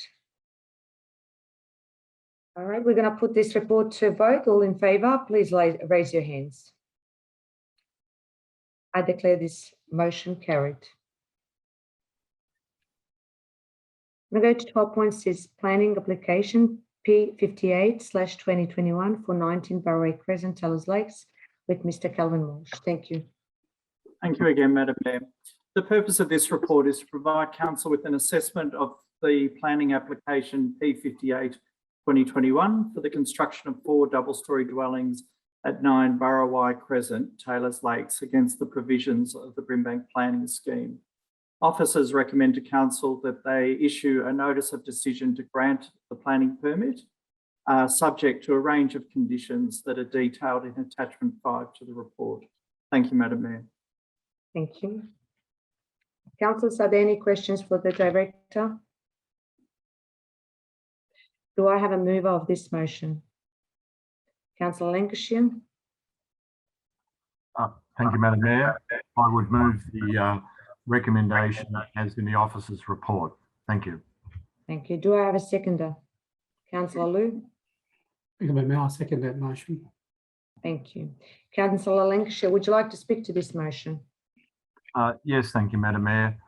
Again, as with the previous application, we had the pleasure of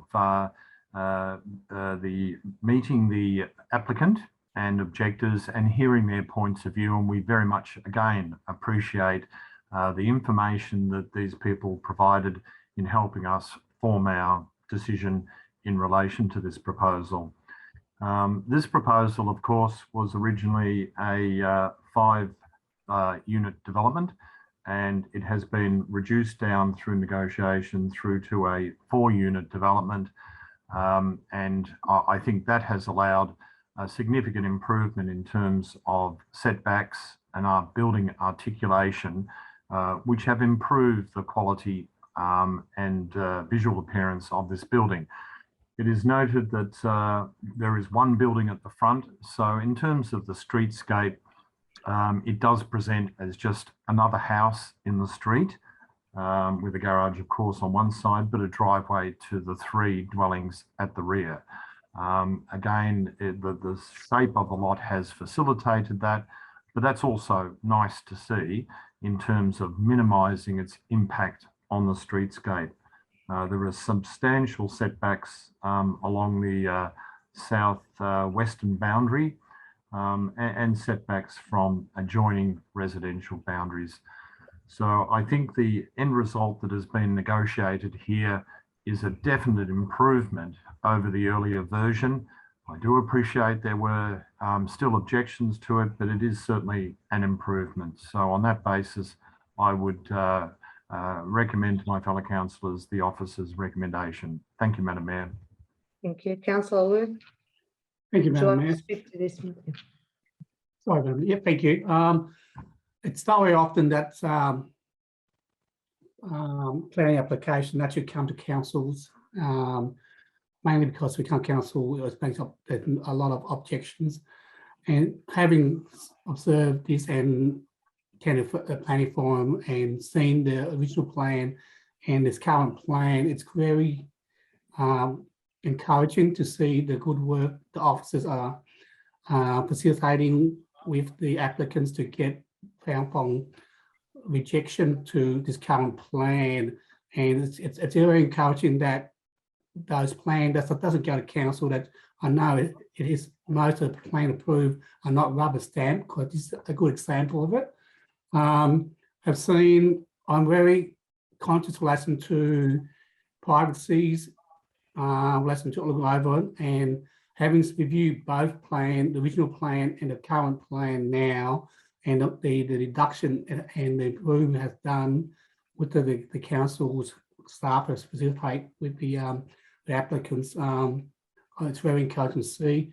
And I understand there's still some objection with the development. Unfortunately, it's ongoing development, and necessarily it will be continued developed with housing. But with the submission now, it's quite adequate relation to the applicant's submission. And I fully support the lesson to the applicants at the moment. I hope the council's review and support it as well. Thank you. Thank you, Councillor Lou. Councillor Kerr. I would like to speak in relation to opposing this. I'm really conscious of the community opposition to this development. Having lived in the area since 1986, Bowery Crescent has always been, you know, a lovely tree-lined street full of young families, and people have purchased these properties knowing that they have purchased large blocks and, you know, without the idea of development in mind. And I'd really like to, you know, keep the integrity of this area and the character of this area. So I strongly oppose this development. Thank you. Thank you, Councillor Kerr. Would anyone else like to speak to Councillor Borg? Thank you, Madam Mayor. I'm happy to support this report. Changes have been made to consider the plans to address the shortcomings which were previously identified by VCAT. The application is subject to further conditions that need to be met. The report includes a detailed assessment, which I believe has a strategic justification and policy support. Thank you. Would anyone else like to speak to this motion?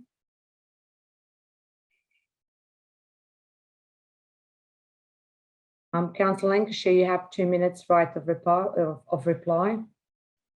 Thank you, Madam Mayor. I think the points I'd made earlier are sufficient and would stand with that. Thank you. Thank you. Councillors, I'll put this motion to vote. All in favour, please raise your hands.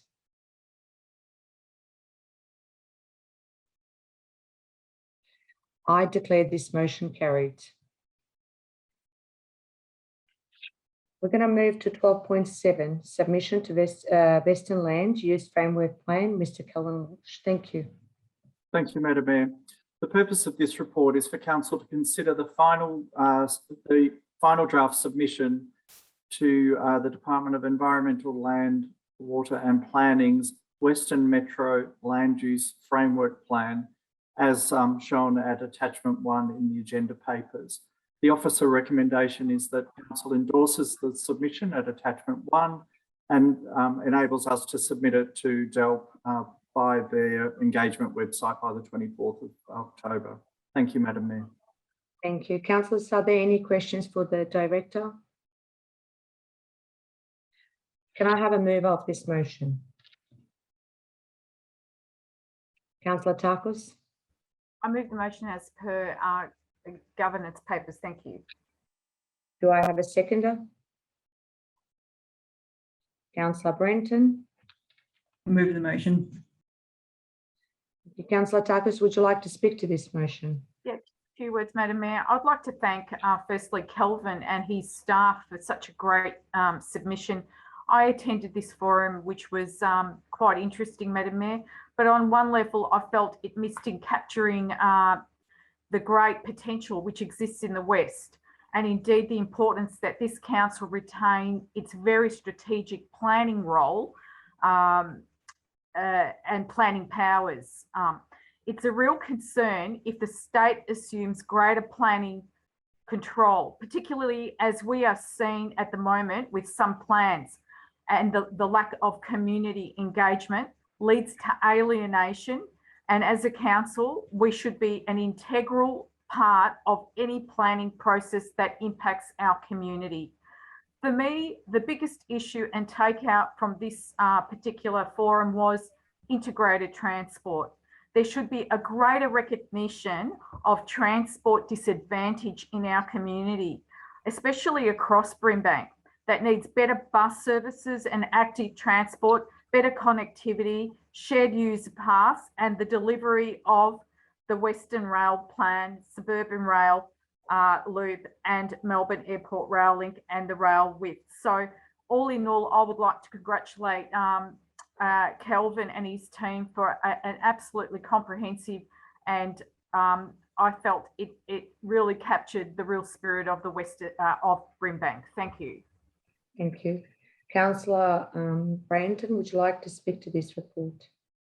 Yeah, following on from what Councillor Tarkos was saying in terms of public transport connectivity, from memory, one of the points that was highlighted by the officers was the need to have an integrated bus interchange in the Deer Park railway station as that's getting upgraded, as well as more bike paths along that section of road, because at the moment there's no plans for that, which is absurd because we need a bus interchange in there and road and paths so that people can use it safely. So I'm really happy to see what's in this report. Thank you. Thank you. Councillors, would anyone else like to speak to this report? Councillor Lancashire.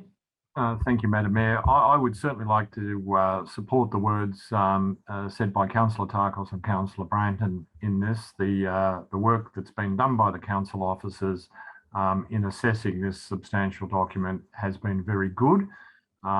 It has also, having been to the presentation, I was a little underwhelmed in some of the things that were being put forward. They were, in many cases, just a compilation of historical strategies and not as much forward planning, particularly as mentioned in terms of transport, as I would have liked to have seen.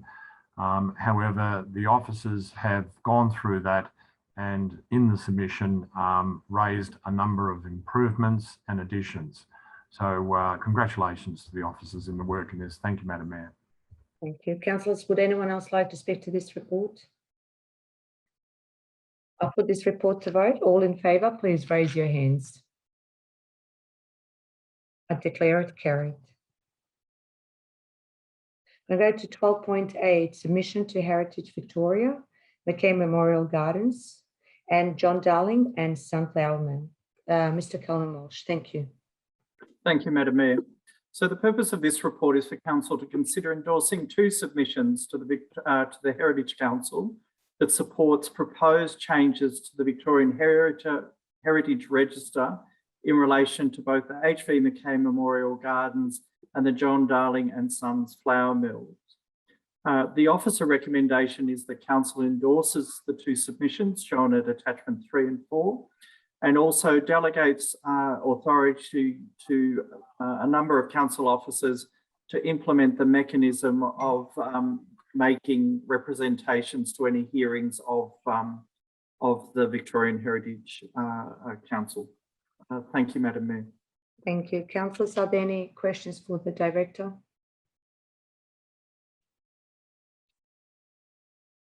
Thank you. Do I have a mover? Councillor Lancashire.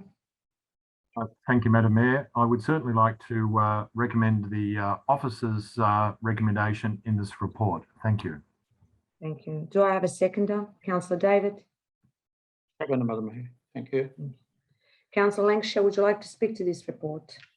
Yes, thank you, Madam Mayor. These items have gone through Council's Heritage Advisory Committee and been supported. They are based on long-standing aspirations for the heritage protection of these areas, the H.V. McKay Memorial Gardens, the extensions to that. This is certainly a significant, very significant park within Sunshine in close proximity to the Sunshine Commercial Centre. And of course, the John Darling and Son Flour Mill is also a significant landmark in Sunshine. And I think both of these are to take them to the next level of to the Heritage Victoria as part of that heritage process is certainly a good move. So, and it's something supported by all our heritage groups. Thank you, Madam Mayor.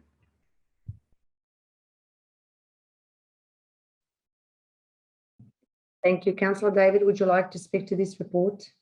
Thank you, Madam Mayor. Just very briefly, echo those words by Councillor Lancashire. Indeed, it's a couple of historic type of happenings, and we have to continue keeping the history of the McKay family that and the harvester works that he started many years ago. So it's a very good report, and I too like to thank the officers for moving so quick to try and put the report together and perhaps put those two items in the heritage list. Thank you, Madam Mayor. Thank you, Councillor David.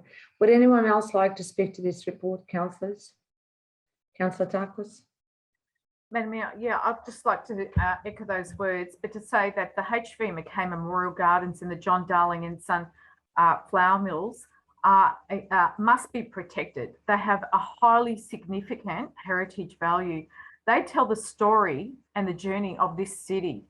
As Councillor David said, I, for one, am a great believer that all heritage should be protected, but also activated so that it is used by the community currently and best serves our community. I fully endorse this submission by council officers as a key and important process to register both as significant heritage values for our community. Thank you. Thank you. Councillors, would anyone else like to speak to this report? I'll put this report to vote. All in favour, please raise your hands. Declared carried. I'm going to go to 12.9, Governance Report October 2021. Mr. Dan Hogan, thank you. Thank you, Madam Mayor. The governance report is a standing item within the monthly council meeting agenda. It is predominantly a summary of recent governance and operational activity written in compliance with the Local Government Act of 1989 and 2020. Thank you, Madam Mayor. Thank you. Councillors, are there any questions for the Director? Thank you. And do I have a mover of this report? Councillor Kerr. Yeah, I'd like to move the report as per the business papers. Thank you. Thank you. Do I have a seconder? Councillor Tarkos. I'd like to second the report as per business papers. Thank you, Madam Mayor. Thank you. Councillor Kerr, would you like to speak to this report? No, thank you, Madam. Councillor Tarkos, would you like to speak to this report? Yes, I'd like to just, as the Councillor for COVID Response and Recovery Portfolio, I'd just like to give a report back to the effects of the pandemic and how far-reaching and ongoing the situation is. I'm sure everyone welcomes with relief the easing of restrictions from this Friday, but with large case numbers, we cannot ease up on our response to the pandemic. Support is available for Brimbank residents through government, council and community organisations. I was very pleased to hear about the Port Pandemic Operations Response Team, which has been operational now for approximately 3 to 4 weeks.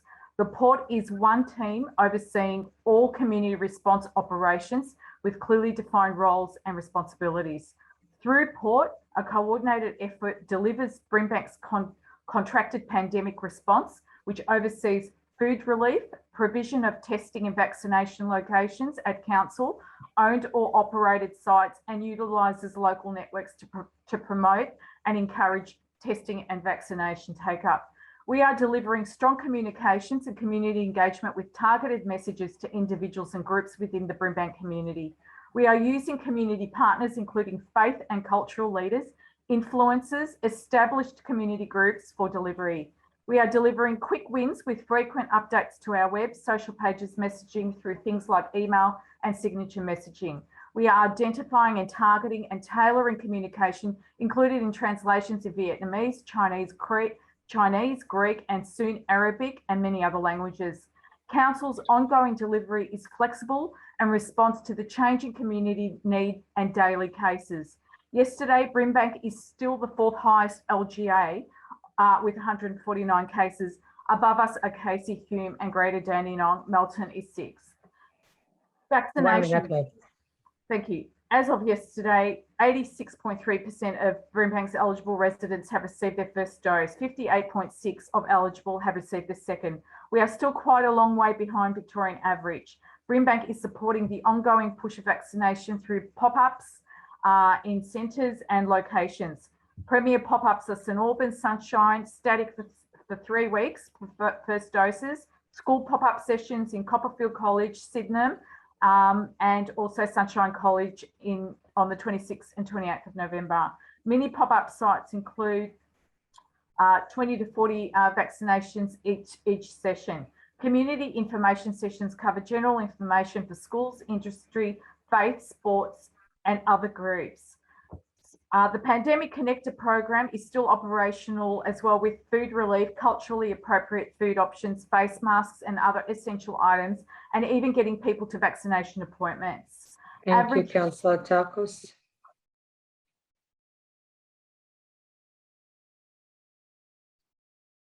Would anyone else like to speak to this report, councillors? Councillor Lancashire.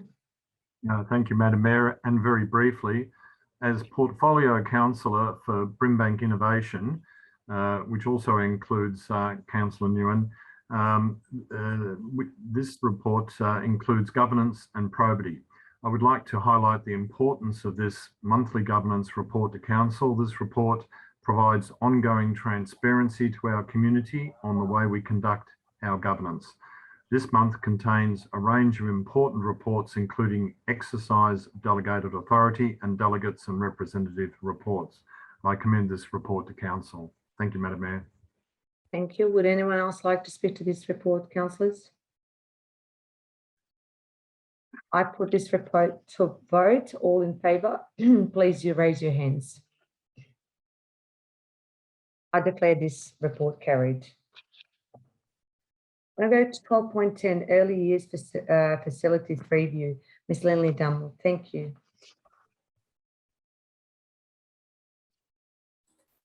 Thank you, Madam Mayor. The Brimbank Community Services and Infrastructure Plan adopted in 2018 recommended 5 new children and community centres to be built over the next 15 years.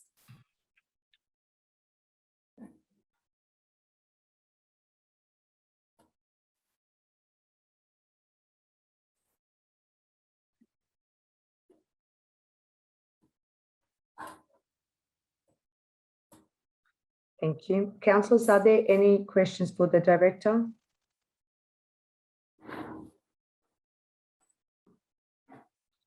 Thank you.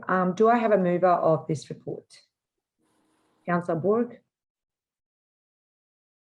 I'll move the report as per business papers. Thank you. Do I have a seconder? Councillor Nguyen?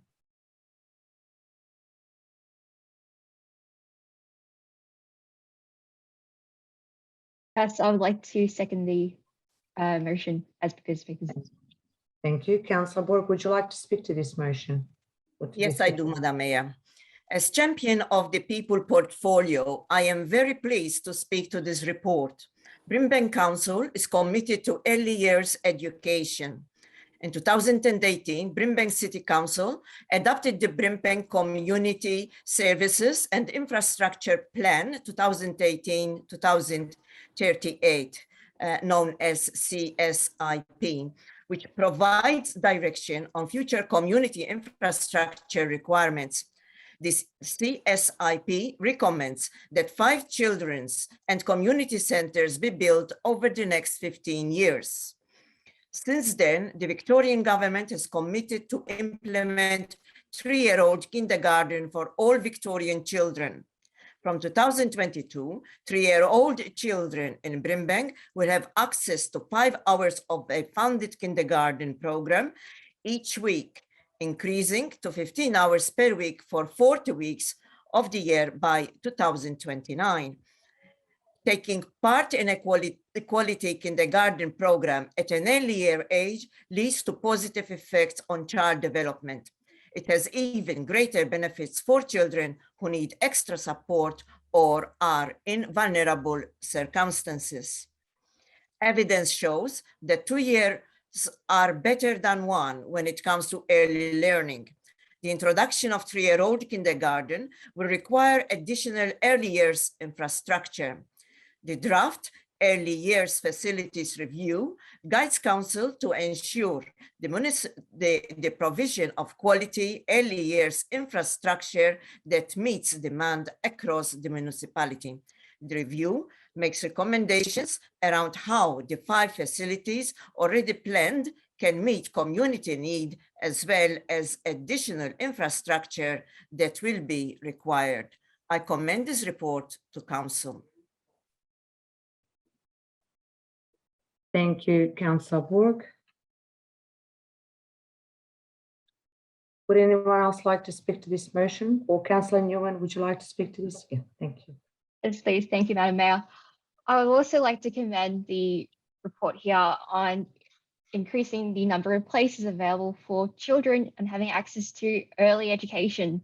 As we're all aware, Melbourne's population is growing, and therefore a lot of young people are coming on the way. So yeah, it said in a report there about like over 1,000 people, well, young kids will need to have places as they're not met demand. So I'm really happy that there's a review that's been done by Lindley and the team to identify which areas need more services.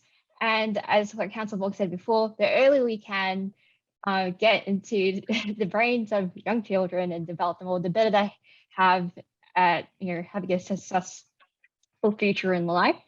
And it's really pleasing to see that the 5 planned centres are going ahead, but also we're identifying here places for additional infrastructure to increase the number of places available, and also seeing if we need to improve places with major refurbishment to ensure our centres are fit for purpose. And yeah, I just really commend this report. It's going to help a lot of young people in the future. Thanks. Thank you. Councillor Nguyen. Would anyone else like to speak to this report? Councillor Liu. Thank you, Madam Mayor. Well, as a father of 5 children, ranging from 4 to 10, I totally welcome this Brimbank early year facility review, and it pretty much hit the ball on the head. Without a review, I could have told you where cities needed required. We already the parents I've spoken to, and as two councillors mentioned, our municipality is developing, that democratic expanding. Councils should consistently review and ensure the community needs are met, and that of facility and service, suitable service for the communities. I welcome the finding, and it greatly reflects community response and I have received and I've experienced. The recommendation will help to bring older facilities in socio-economic disadvantaged pockets within our municipality up to date in line with the rest of the area. So I really welcome the report, and it did highlight certain facilities who are inadequate, and it has been reshuffled and put those up to list. So I really welcome the report, and I do commend the report. Thanks, Madam Mayor. Thank you. Anyone else would like to speak to this report, councillors?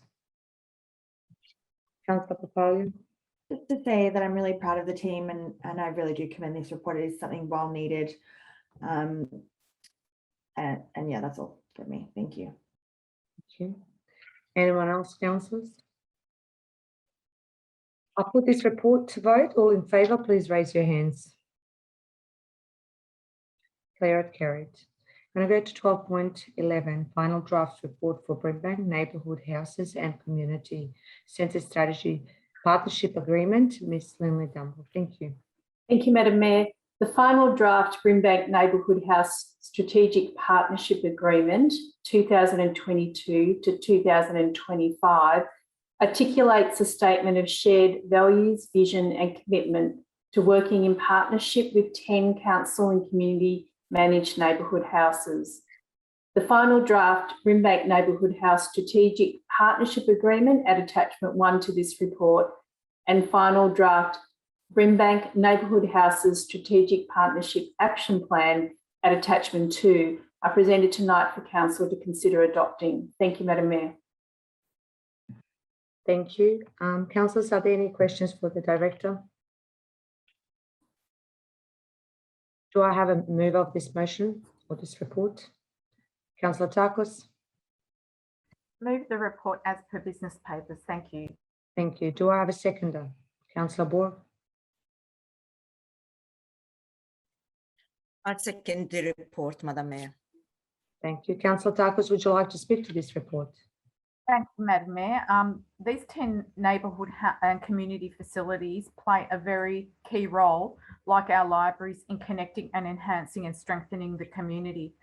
I would, in particular, like to speak about one of those, and that is the Tin Shed based in St Albans, which is very close to my heart.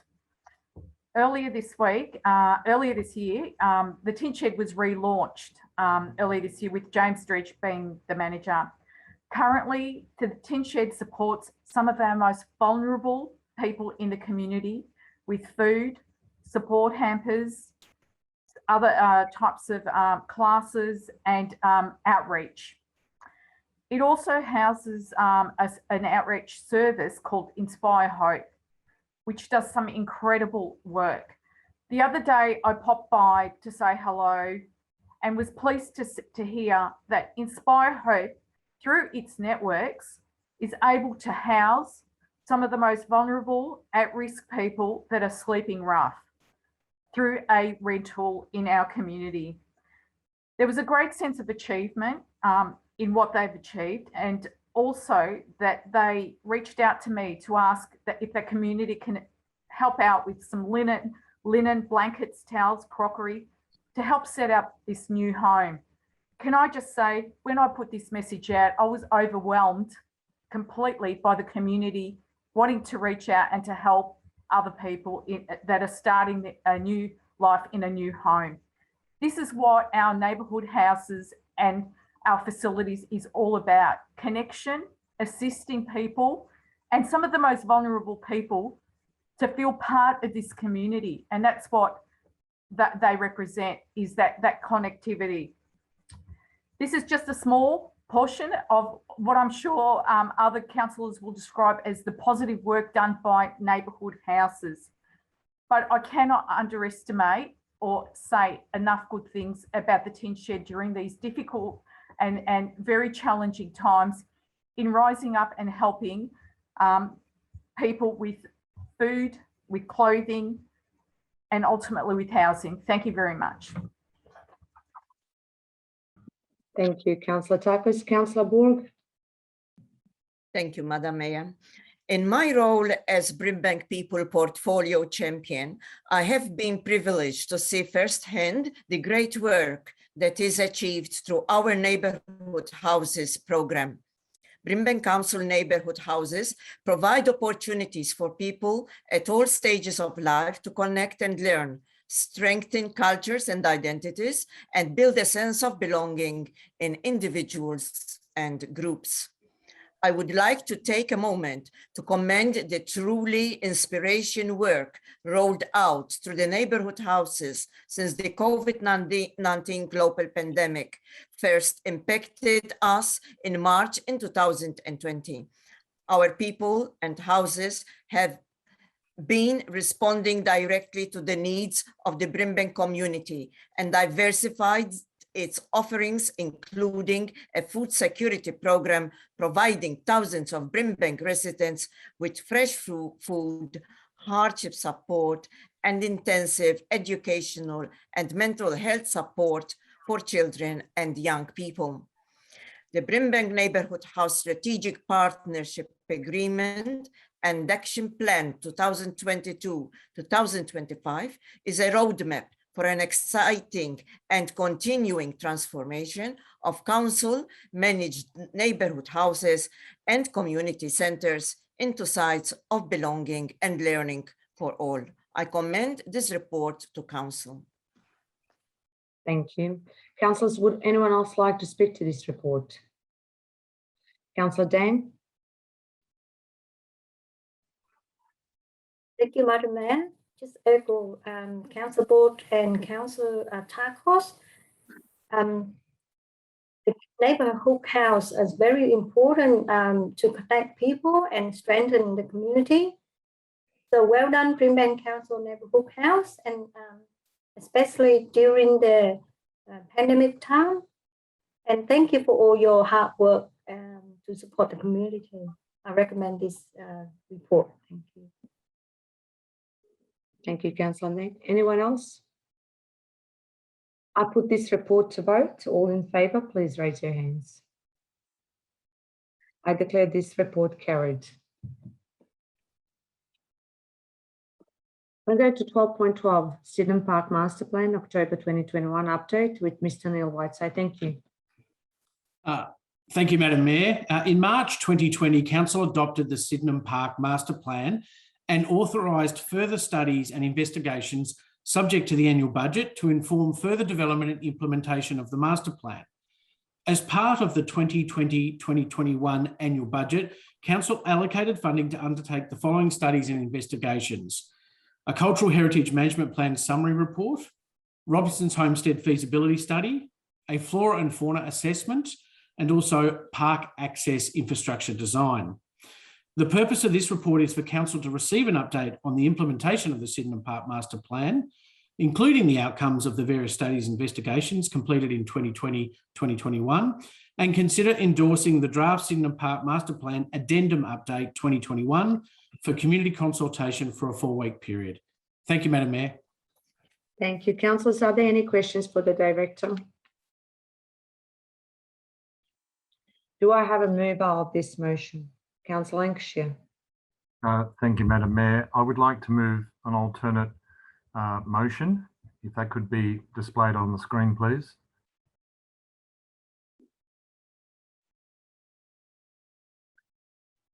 Thank you, Madam Mayor. The alternate motion is that Council notes the update on the implementation of the Sydenham Park Master Plan to date, including the completion of a Cultural Heritage Management Plan summary report at attachment 1 to this report, the Robinson's Homestead feasibility study at attachment 2 to this report, the Flora and Fauna assessment at attachment 3 to this report, the park access infrastructure design at attachment 4 to this report, and the preparation of a draft Sydenham Park Master Plan Addendum Update Report 2021 at attachment 5 to this report, detailing the proposed changes to the Sydenham Park Master Plan 2020. Endorses the draft Sydenham Park Master Plan Addendum Update Report 2021 at attachment 5 to this report for community consultation for a 4-week period, and invites written submissions subject to the draft Sydenham Park Master Plan Addendum Update Report 2021 being amended to show a third multi-purpose sports field located on the western side of the main entry to Sydenham Park, noting the alignment of the shared user path in this area could be amended if in the future, if required, and ensure that local sporting groups, including submitters to the Sydenham Park Master Plan review, be advised of this consultation. Part C receives a further report outlining any submissions made on the draft Sydenham Park Master Plan Addendum Update Report 2021 at attachment 5 to this report as amended, and presenting a final report, Sydenham Park Master Plan Addendum for consideration for adoption, Brimbank Council meeting as listed, and the other notes as per the officer's recommendation. Thank you, Madam Mayor. Thank you. Do I have a seconder to the amended motion? Councillor Liu. I'll second the amendment to you, Mayor. Thank you. Councillor Lancashire, would you like to speak to your amended motion? Yes, thank you, Madam Mayor. My involvement with Sydenham Park goes back about 20 years.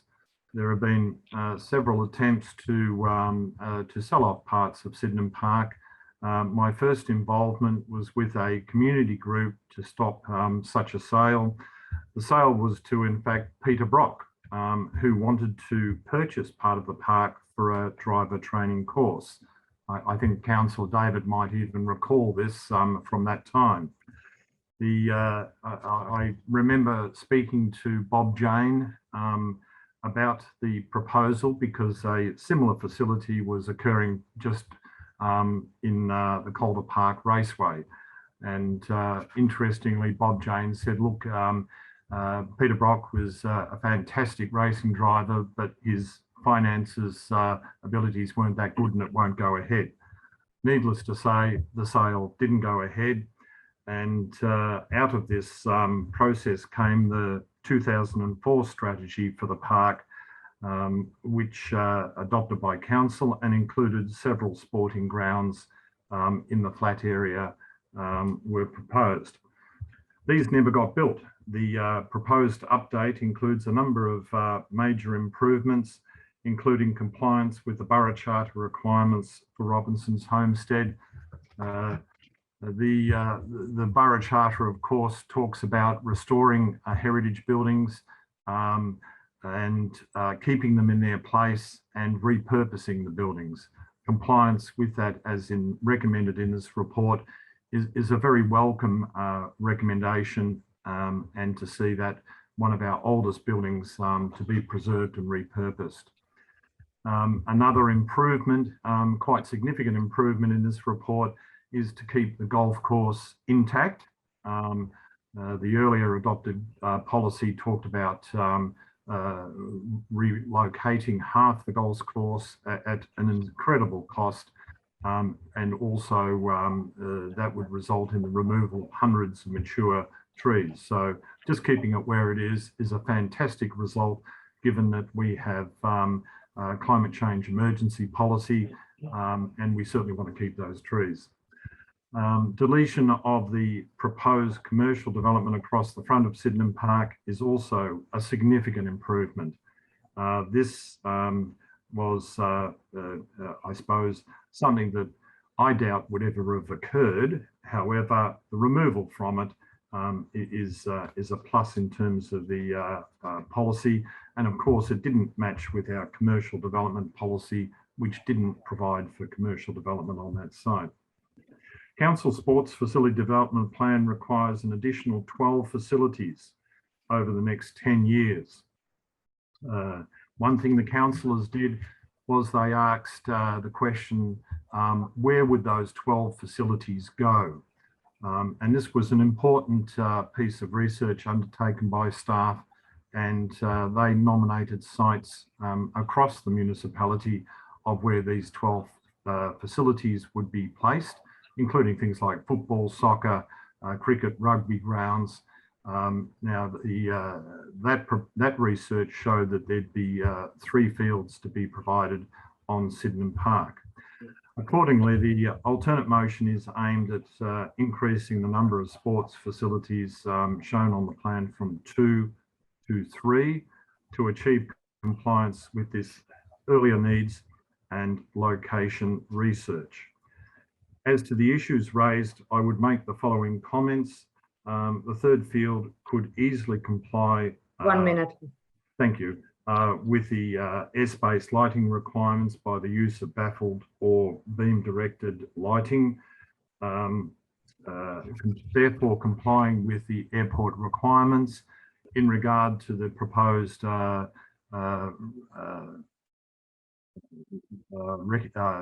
proposed zone for grassland species, or the grasslands farm where we would collect seed. There is a massive area provided for that, which constitutes a massive component area of the park. I think to allow one additional oval, which would represent about 2% of the park, would not be in any way detrimental to that proposal. As such, I think given that there's been a huge interest by sporting groups in having those facilities there, I would certainly recommend. Thank you, Councillor Lynch. Thank you. Councillor Liu, would you like to speak to this motion? Yes, thank you, Madam Mayor. I just want to say congratulations to the officer who's put the report together. It's quite comprehensive and quite detailed. And it outlined all the heritage management and the feasibility studies regarding the park itself. I support Councillor Lancshire's amendment. Due to that, it hasn't deviate from the officer recommendation, other than just an extra sports oval on the west side, and it also hasn't really any major impact on the area itself. So I do support the recommendation and commend the officer for its very detailed report and its all the attachment involved. Thank you, Madam Mayor.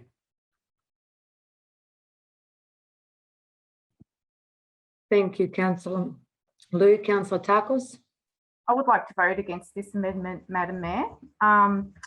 I've listened to the arguments about the additional sports ground that Councillor Lancashire said won't have any impact. Can I just say that it will? Because with every additional sports ground, you require a path and you need parking. We've gone to extensive lengths to prepare this amazing report, which is comprehensive and details the importance of retaining this particular space as conservation space and not sports facility space.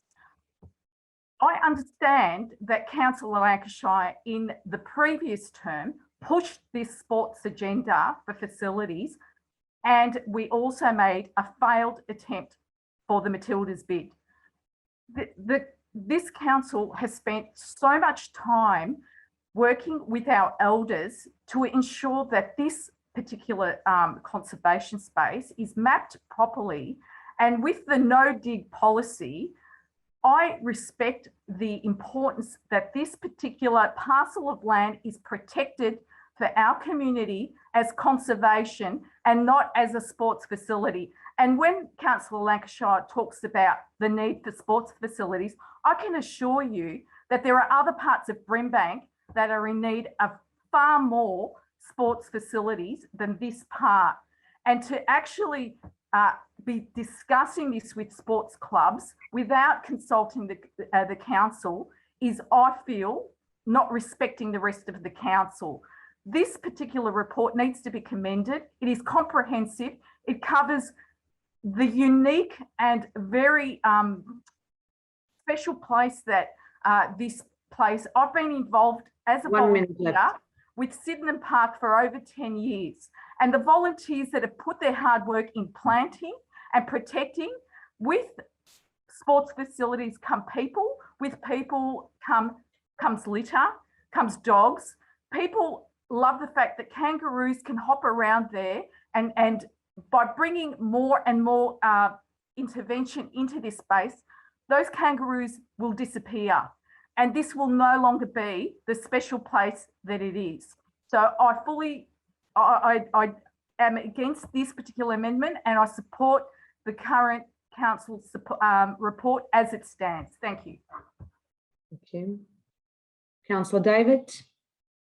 Thank you, Madam Mayor. Yes, as the portfolio council for livable Brimbank, which includes urban design and recreation, I'm pleased to speak to this report. The Sydenham Park is council's largest conservation reserve. It is extreme significance. It is an integral part of the Maribyrnong River and Jackson Creek ecosystem. Not only is a place of extreme beauty and outstanding views, it has a diverse history. In November 2017, Council established a Sydenham Park Master Plan Steering Committee, which included community members to provide input into the development of a new Sydenham Park Master Plan. Community consultation was undertaken in 2020, and further community consultations proposed on the draft Sydenham Master Plan addendum update in 2021. The report notes an update of the implementation of the Sydenham Park Master Plan to date and actions going forward. I look forward to the opening of Sydenham Park community a consultation. And indeed, the reason why I support this amendment by Councillor Lancashire is, for me, I was very adamant to see that the homestead stay where it is and repair. That was my aim. The rest of it, I'm not very enthusiastic, but the homestead, I want it to be repaired where it is. After all, it's like shifting my house in Taylor's Lakes and say, leaving the same address. Is not. We have to leave it there. We have to make sure that it stays there and repair it. That's all, Madam Mayor. Thank you, Councillor David. Councillor Bourke. Thank you, Madam Mayor. I will be voting against the alternate motion. Sydenham Park is a significant asset, and so its future development. Quite a number of significant elements are incorporated in this draft master plan. Sports facilities, Robinson's Homestead, wildlife and ecology, and Aboriginal heritage. I do not approve of a third oval sport. Sydenham Park is primarily a conservative reserve that needs to be preserved and not hijacked by sports facilities. I therefore will not be supporting this amended motion. Thank you. Would anyone else like to speak to this motion? Councillor Brenton. Thank you, Madam Mayor. The reason cited in this report for removing that third oval from the plans One of the reasons is to limit the environmental impact, because that is an area of significant grassland ecology, and there are Aboriginal history and artifacts there, and there was extensive work done identifying where they are. When the councillors went out there to see the site, we got to see an eagle so close. That won't happen. The more light pollution you put there, the more people who go there, the more cars and dogs that are there, the animals that use that space won't be there if we keep adding more and more. And this is supposed to be a conservation reserve for a wedge-tailed eagle. That's amazing. That's probably one of the closest places you would see that to Melbourne. And the idea of trying to instead work more towards more sports ovals when there's already going to be two, it's insane to me. There's other places we can definitely put sports ovals. It probably in places that need them more. I don't support this motion. Thank you, Councillor Brenton. Anyone else would like to speak to this motion? If not, Councillor Lancashire, you have a right of reply. Thank you, Madam Mayor. The 2004 plan included, I think, 10 or 11 sporting facilities there, which have been removed. We've gone from providing a major conservation component of the 2004 plan and the sporting facilities to significantly extend the conservation portion of the site. The third oval constitutes about 2% of the site area. So a massive portion of in fact, the vast bulk of the site retains native grasses, trees, unaffected. Even the golf course, except where you have the greens, the landscaping around there is a significant section of native grasses and trees. The site that's there is talked about proposed grassland. So we're talking about a small portion, thank you, a small portion of that site being set aside for that third oval, which was also proposed in the current policy. So we don't have something, it was in terms of the community and our young people and their sporting needs, the proposal that's there is undercooked, and it would result in potential delays to the implementation of the plan if we don't include the third oval. Because if Point of order, Madam Mayor, in what ways will it will delay to actually include it, Councillor Lancashire? Point of order there, thank you.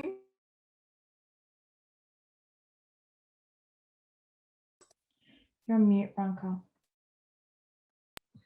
Sorry, Councillor Lancashire, you've got 20 seconds left. Thank you. And in terms of, I guess, what's proposed there, it maintains a massive vast amount of conservation land, minor proposal to add that third ground in. But in terms of, as I said, the delay, we would have to go out on further consultation. If council decided to add a third in at the end of the consultation in our February meeting, we could see further significant delays to this proposal. Thank you, Councillor Lancashire. Thank you, Madam Mayor. I put this motion to vote. Councillor Nguyen? Hi. Can I actually just ask a question to the director? I suppose my question here is, if we were to add a third sports field, like how much of the area percentage-wise would that actually take up? And look, if we go ahead with the original proposal, which was to conserve that area for grasslands, like, does that not preclude the possibility of potentially putting a third sports field far in the future if we so determine that we need it? Thank you, Madam Mayor. Through Madam Mayor, Councillor Nguyen, the exact details of what space we're talking about, obviously it would have to be calculated. I can't provide that tonight. That would be something that I'd have to come back to councillors on. In relation to the second part of the question, ultimately it's up to council to determine the future use of Sydenham Park, whether that's now as part of this process or in the future there might be a change. So there's nothing to preclude council in the future determining that they want to add a third oval if that's what council wants to do. And equally, there could be other changes potentially as well. So ultimately, council, as the owner of the land, would be able to make decisions as they see fit in relation to Sydenham Park Master Plan. Thank you. Thank you. Are there any more questions for directors before we go to voting? And can I ask amended motion to be shared again before we go to vote on it?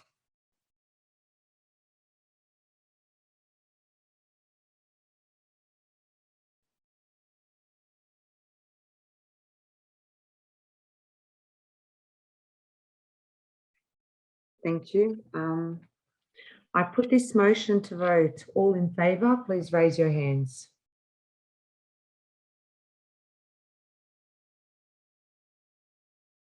Sorry, point of clarification, are we voting?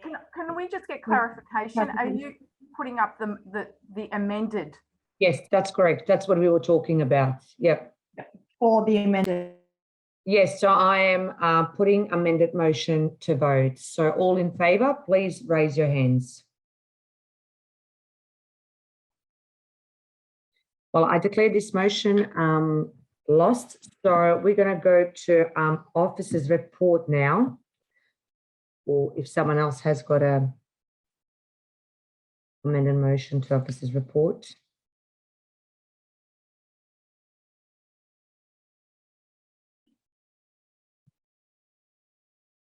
So councillors, does anyone want to move a motion? Councillor Liu.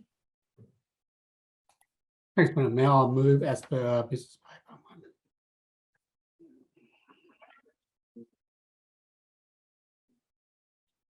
Do I have a seconder? Councillor Lancashire.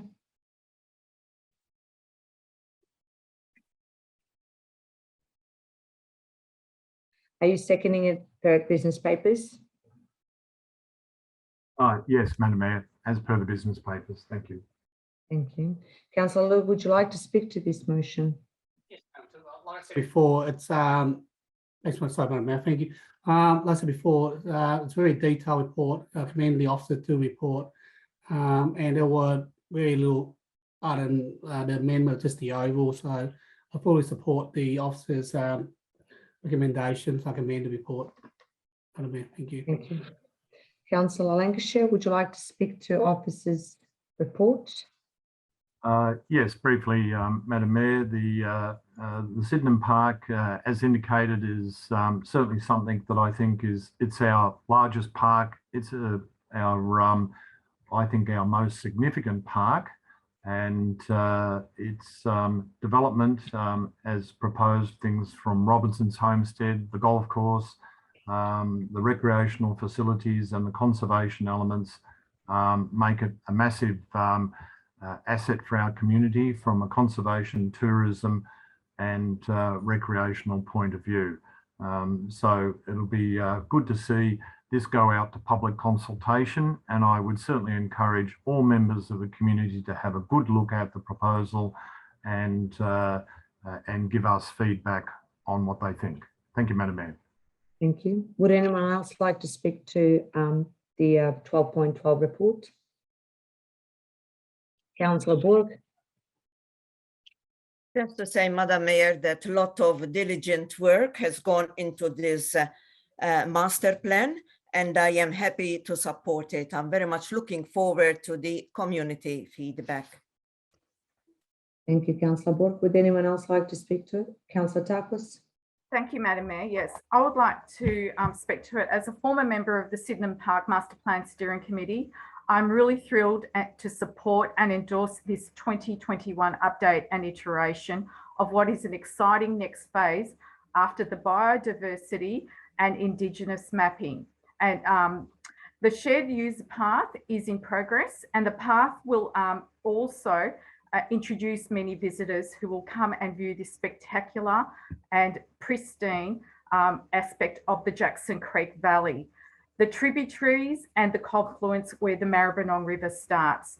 This is indeed a very special and exciting and long-awaited master plan document, which really captures the intended use of Sydenham Park, and that is for cultural and biodiversity preservation and gentle respect of what it is and the magnificence and the reserve and the respect that it deserves to be protected and conserved for future generations. Thank you. Thank you. Councillors, does anyone else want to speak to this report? I will put this report to vote. All in favour, please raise your hands. I declare this motion carried. I'm going to go to 12.13, contract number 21/3032, MAV supply and delivery of 4 suction street sweepers. Mr. Neil Whiteside. Thank you, Madam Mayor. The purpose of this report is for Council to consider awarding contract number 21/3032 MAV supply and delivery of 4 suction street sweepers, which forms part of the annual budget. Based on Council's current practice for financing of vehicles and items of plant over 300,000 is to lease the vehicles. It's proposed a separate tender would be completed for the lease. It's proposed that a delegation be provided to the Chief Executive Officer to approve and sign the lease agreement and any other associated documents for the financing of the 4 suction street sweepers. Thank you, Madam Mayor. Thank you. Councillors, are there any questions for the Director? Do I have a mover of this report? Councillor David. Move the report as read in the business paper, Madam Mayor. Thank you. Do I have a seconder? Councillor Papalia. I second the officer recommendation. Thank you. Councillor David, would you like to speak to this report? No, Madam Mayor. Thank you. Councillor Papalia, would you like to speak to this report? No, thank you. Councillors, would anyone else like to speak to this report? We'll put it to vote. All in favour, please raise your hands. Declare it carried. I'm going to go to 12.14, contract number 21/3064 ITT meal supply with Ms. Lindley Dumble. Thank you. Thank you, Madam Mayor. Council provides a home delivered meal service to residents who are assessed under the Home and Community Support Program and the Home and Community Care Program for younger people. Council receives funding in the form of a meal subsidy from the Commonwealth and Victorian governments under the above programs to provide meals to clients of the service. This report presents to Council the outcomes of the tender evaluation and seeks Council's consideration to enter into contract number 21/3064 ITT meal supply. Thank you, Madam Mayor. Thank you, councillors. Are there any questions for the Director? Do I have a move of this motion? Councillor Borg. I'll move the motion as per business papers. Thank you. Do I have a seconder? Councillor Takos. I second as per business papers. Thank you. Councillor Borg, would you like to speak to this motion? No, thank you, Madam Mayor. Councillor Takos, would you like to speak to this motion? Sorry. No, thank you, Madam Mayor. Thank you. Councillors, would anyone else like to speak to this motion? Councillor David. Madam Mayor, very briefly, this is a wonderful initiative that Council does. The Meals on Wheels early morning. That's a wonderful thing. I've done that trip myself once with the officers, and I saw the faces of those people waiting to pick up their meals. It's a fantastic initiative, and I congratulate the officers for coming up with this contract again, because we need it. Thank you. Thank you. Councillors, would anyone else like to speak to this report? I'll put this report to vote. All in favour, please raise your hands. Declare this report carried. And I move to item 13, which is notice of motion and there are 3 notices of motion for consideration. Councillors, remind you that the notice of motion must be moved as printed in the papers, and only if seconded can an amendment be moved. So 13.1, Melbourne Airport Community Aviation Consultation Group. Thank you, Councillor Takos. Thanks, Madam Mayor. I'd like to share the screen and move the motion as per shared screen. Thank you.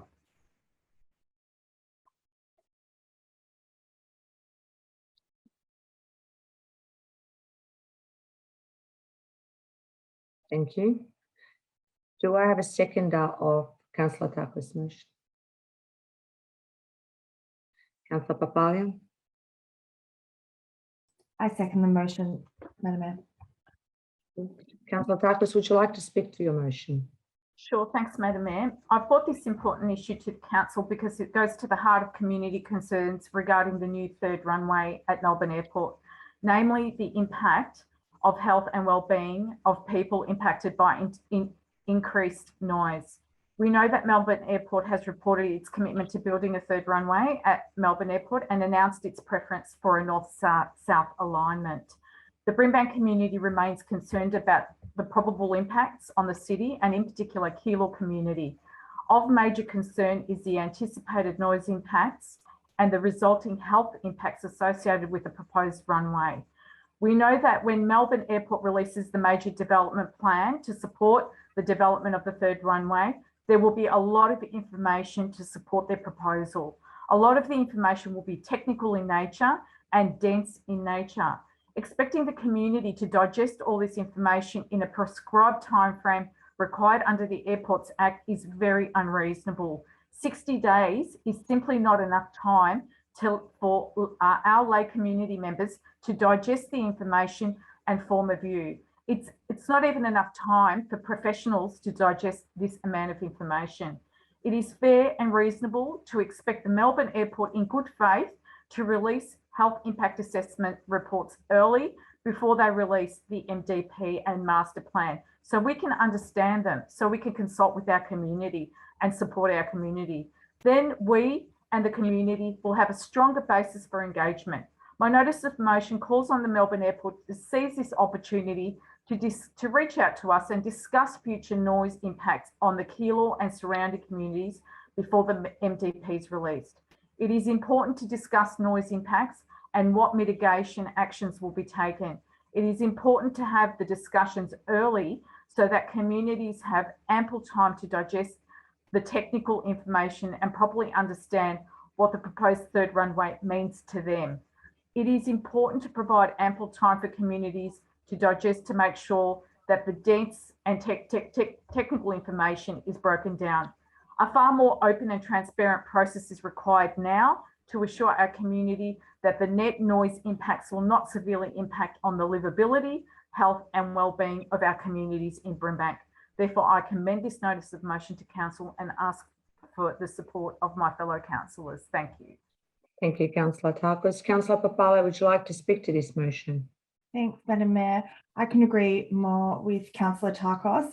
This 3rd runway and the idea of a 3rd runway is already causing anxiety amongst our community, particularly our residents of Keilor. It's hard to understand what the noise impacts and things are going to be now when we're in a COVID environment and have been for such a significant time, when it's not front of mind and you're not sort of experiencing that every day. You tend to forget exactly what that means. And I think the MDP or the period, the consultation period is definitely not enough. Similar to what happened with the landfills, the community were presented with so much information, nobody understood it, and it took time to digest and consultation and conversations for people to actually understand what's happening in their area. This can potentially affect children's learning. And I just think, yeah, we definitely want to see earlier consultation and the impacts understood. Thanks. I commend Councillor Takos for this motion. Thank you. Thank you. Councillors, would anyone else like to speak to Councillor Takos' motion? I put this motion to vote. All in favour, please raise your hands. I declare this motion carried. Can I go to item 13.2, Grants Commission funding? Councillor Lancashire, thank you.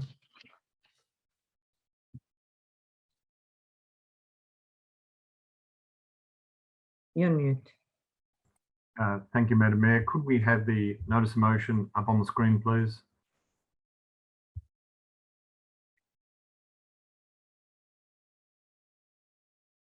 Thank you, Madam Mayor. The notice.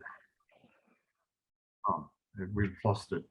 The notice of motion. Can we put it back on the screen, please? Thank you.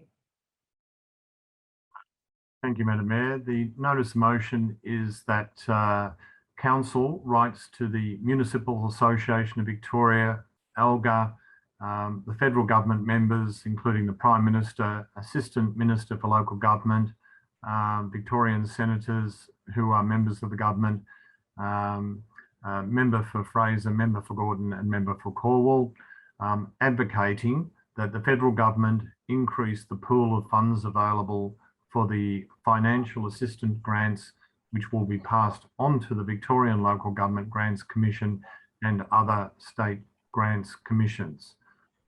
Thank you, Madam Mayor. Thank you. Do I have a seconder of this motion?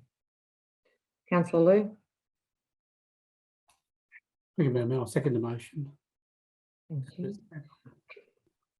Councillor Lancashire, would you like to speak to your notice of motion? Thank you, Madam Mayor. Yes, we all had the pleasure of sitting in with the Grants Commission as they gave their presentation as to how they determine grants. And it was, I think, a very valuable session for councillors to participate in that exercise. When an earlier version of the financial assistance grants were introduced in the 1970s, it amounted to 2% of personal income tax transfers. This was then reduced to 1% of total Commonwealth tax revenue. It is now approximately 5.55% of Commonwealth tax revenue. The current arrangements for financial assistance grants that they were indexed by a combination of the Consumer Price Index and the rate of population growth. However, this determination is that of the Treasurer alone. The quantum of financial assistance grants funding is too low for the increasing responsibilities of local government, and that the indexation methodology does not sufficiently recognise the true cost pressures on councils. Council needs to advocate so that the federal government increases the pool of funds available to all councils, and to make sure that the pool is not decreased in future years. Financial assistance grants are a significant source of revenue for council, and we need to continue to advocate so that the pool of funds provided by the federal government are increased, and that there should be no decrease in funding when compared to Commonwealth tax revenue. Not to mention the fact that, as we all understand, we have rate capping. So this is another example of where we are being put, and local communities are being put under a dreadful amount of pressure by financial constraints. So I would recommend this notice of motion to my fellow councillors. Thank you, Madam Mayor. Thank you. Councillor Lou, would you like to speak to Councillor Lancashire's motion? Yeah, thank you, Madam. Very briefly, I concur Councillor Lancashire's motion. This grant is extremely important for all local government, not just ours. It's all local governments. It is especially councils where haven't got revenues for i.e. other incomes coming in. So this is a very important lesson to revenue for council who hasn't got revenue coming from meter parking, etc. sort of thing. So this kind of thing is very important. It's the grant commission. It's distributed evenly across the board. So it's very important this pocket of funding from the federal government maintain at a standard or increase and not decrease for all local governments revenue. Thank you, Madam Mayor. Thank you. Would anyone else, council, like to speak to Councillor Lancashire's motion? Councillor Borg. Thank you, Madam Mayor. I would also like to thank Councillor Lancashire for moving this motion. I also attended the meeting with the Victorian Local Government Grants Commission and Brimbank City Council. We were informed that the financial assistance grants are decreasing, while the increase in the national pool of funding for 2021-22 is 3.8%. The annual increase in future years is expected to be lower, reflecting relatively low population growth. Local governments are doing a lot of heavy lifting in all sectors, especially when it comes to family and community services. It is important to advocate the federal government to increase the pool of funds available for the financial assistance grants. Thank you, Madam Mayor. Thank you. Does anyone else wants to speak to Councillor Lancshire's motion? Not. I will put this motion to vote. All in favour, please raise your hands. I declare this motion carried. Councillors, as it's 10 o'clock already, we will need to move a motion to extend our meeting time. Do I have a mover? Councillor Takos. I move that we extend the meeting time by an extra half an hour. Thank you. Thank you. Councillor, do I have a seconder? Councillor David? I second the extension of time, Madam Mayor. Thank you. Thank you. All in favour, please raise your hands. I declare it carried. So we have another half an hour. I'm going to move to item 13.3, retention of planning powers, Canley Development. Thank you, Councillor Borg. Thank you, Madam Mayor. I would like to move the motion as per shared screen.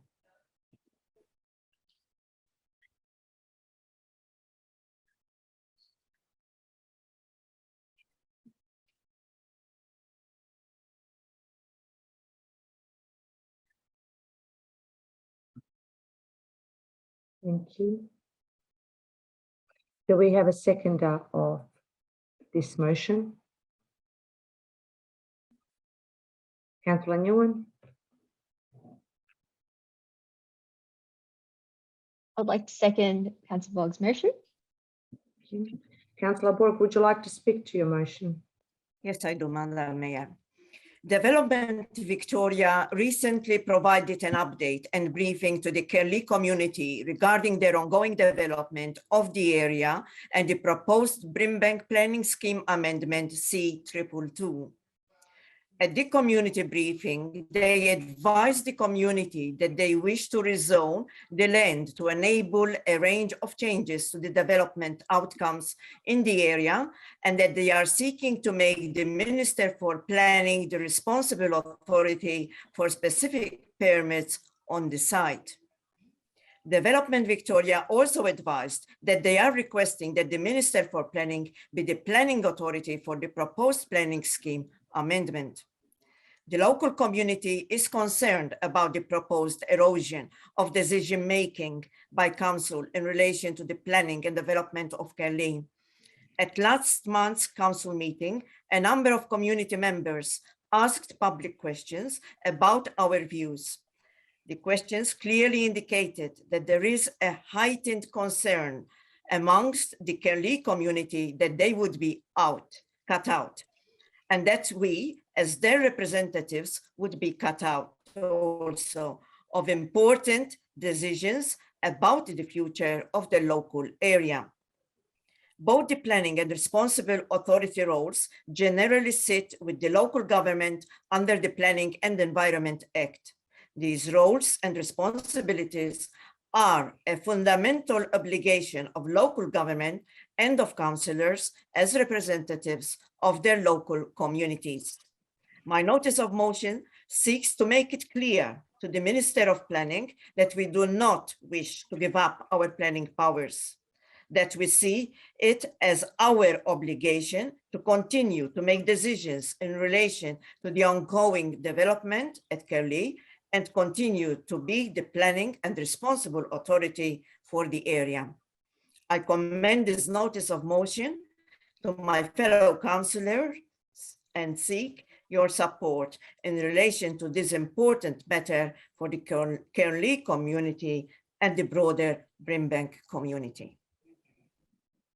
Thank you. Second of the motion, Councillor Newman, would you like to speak to Councillor Borg's motion? Yeah, thank you very much. I would like to thank Councillor Borg for raising this notice of motion on behalf of the residents in the Grasslands ward. And, also thank you to the other ward councillors for just being really engaged with the community in regards to the concerns in the Kernley development. And it is concerning to us that the Development Victoria is trying to override council's usual authority in terms of planning and development for the area. And I just fully support Councillor Borg's motion to try keep council's control over planning in the local area. Thank you. Thank you. Would anyone else like to speak to this motion, councillors? Councillor Lancashire, and then Councillor Branton, and then Councillor Tarkus. Thank you, Madam Mayor. I would certainly like to thank Councillor Borg for raising this notice of motion, and would like to support the words also by Councillor Nguyen. The loss of planning and responsible authority powers to the state government on any site is unfortunate, because it does a couple of things. It removes the ability of the community to be engaged through their council in the planning process, and it also removes our ability to negotiate the best deal possible. As we know, with planning permits, we can, within the planning scheme, put conditions on permits and try and get better designs and things like that.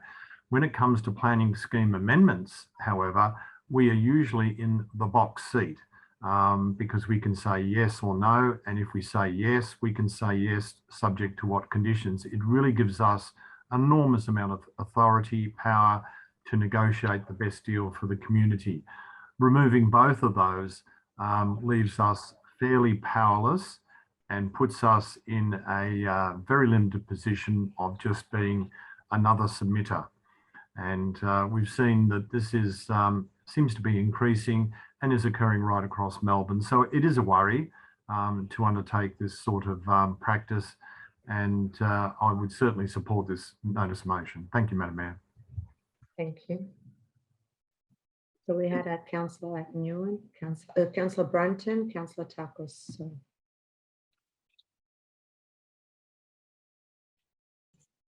Sorry, was that me? Yep. Yeah. Yeah. The community's been really vocal about this and has been ongoing. It hasn't been just one big short and sweet thing. They've been really consistent with their research and bringing some figures forward and keeping the dialogue open. And Victoria's Councillor Borg has really been spearheading the action that we can do to help. And the biggest thing is we need to keep control of we need to stay as the responsible authority. And if the minister is the responsible authority, we won't have a say. So we don't have a say in how many trees are planted, which is what I'm really concerned about, because they're not reaching that 30% canopy cover. And we won't have a say in any of the street, in nothing. So this is the big first step, and I commend this motion. Thank you. Councillor Tarkus. Thanks, Madam Mayor. I'd just like to also commend this notice of motion. I think it's really it's great that Councillor Borg has undertaken to bring this and represent her community, and her community has really displayed such unity in the face of this really problematic planning application that is out of our hands, unfortunately. And when it's taken out of council's hands, it creates a real disconnect in the community. The community naturally turn to councillors for support when it comes to any kind of development or planning application. We're the closest people to our community, and they turn to us for support, for facilitation, questions. And Councillor Victoria Borg has really taken that role, along with that community group represented by some excellent community members that I see becoming real community leaders. And they aspire for the best for their community. And that's what this council is about. We've got standards with our planning, we've got regulations, we've got a framework that we adhere to ensure that livability and also responsiveness to the needs of our community is adhered to. But when it's taken out of our hands, we lose that control. We become subject to, plans that don't really respond to what the local community wants and needs. And and things can change as well with pandemics and other things that people don't necessarily want sports facilities that are outlined that they must have. So I commend this notice of motion. I think it goes to the heart of what we as councillors do. And I'd like to congratulate Councillor Victoria Borg and the great community effort and all the grassland councillors for this fantastic notice of motion. Thank you. Anyone else, councillors, wants to speak to Councillor Borg's notice of motion? Councillor Tui Dang. Thank you, Madam Mayor.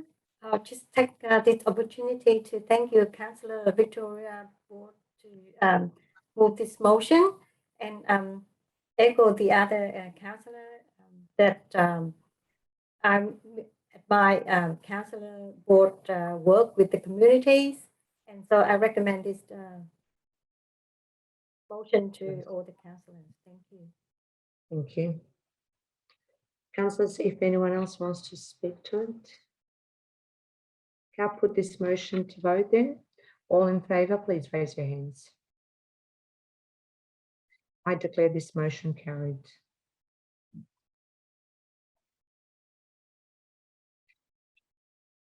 I'm going to go to item 14, notice of motion rescission. There are no rescission motions. So from then we're going to go to item 16, confidential businesses. There are no confidential businesses tonight. Thank you all for attending and for your interest in tonight's meeting. I declare this meeting closed at 10:07 p.m. I instruct host to stop recording this meeting. Thank you. Good night, everyone.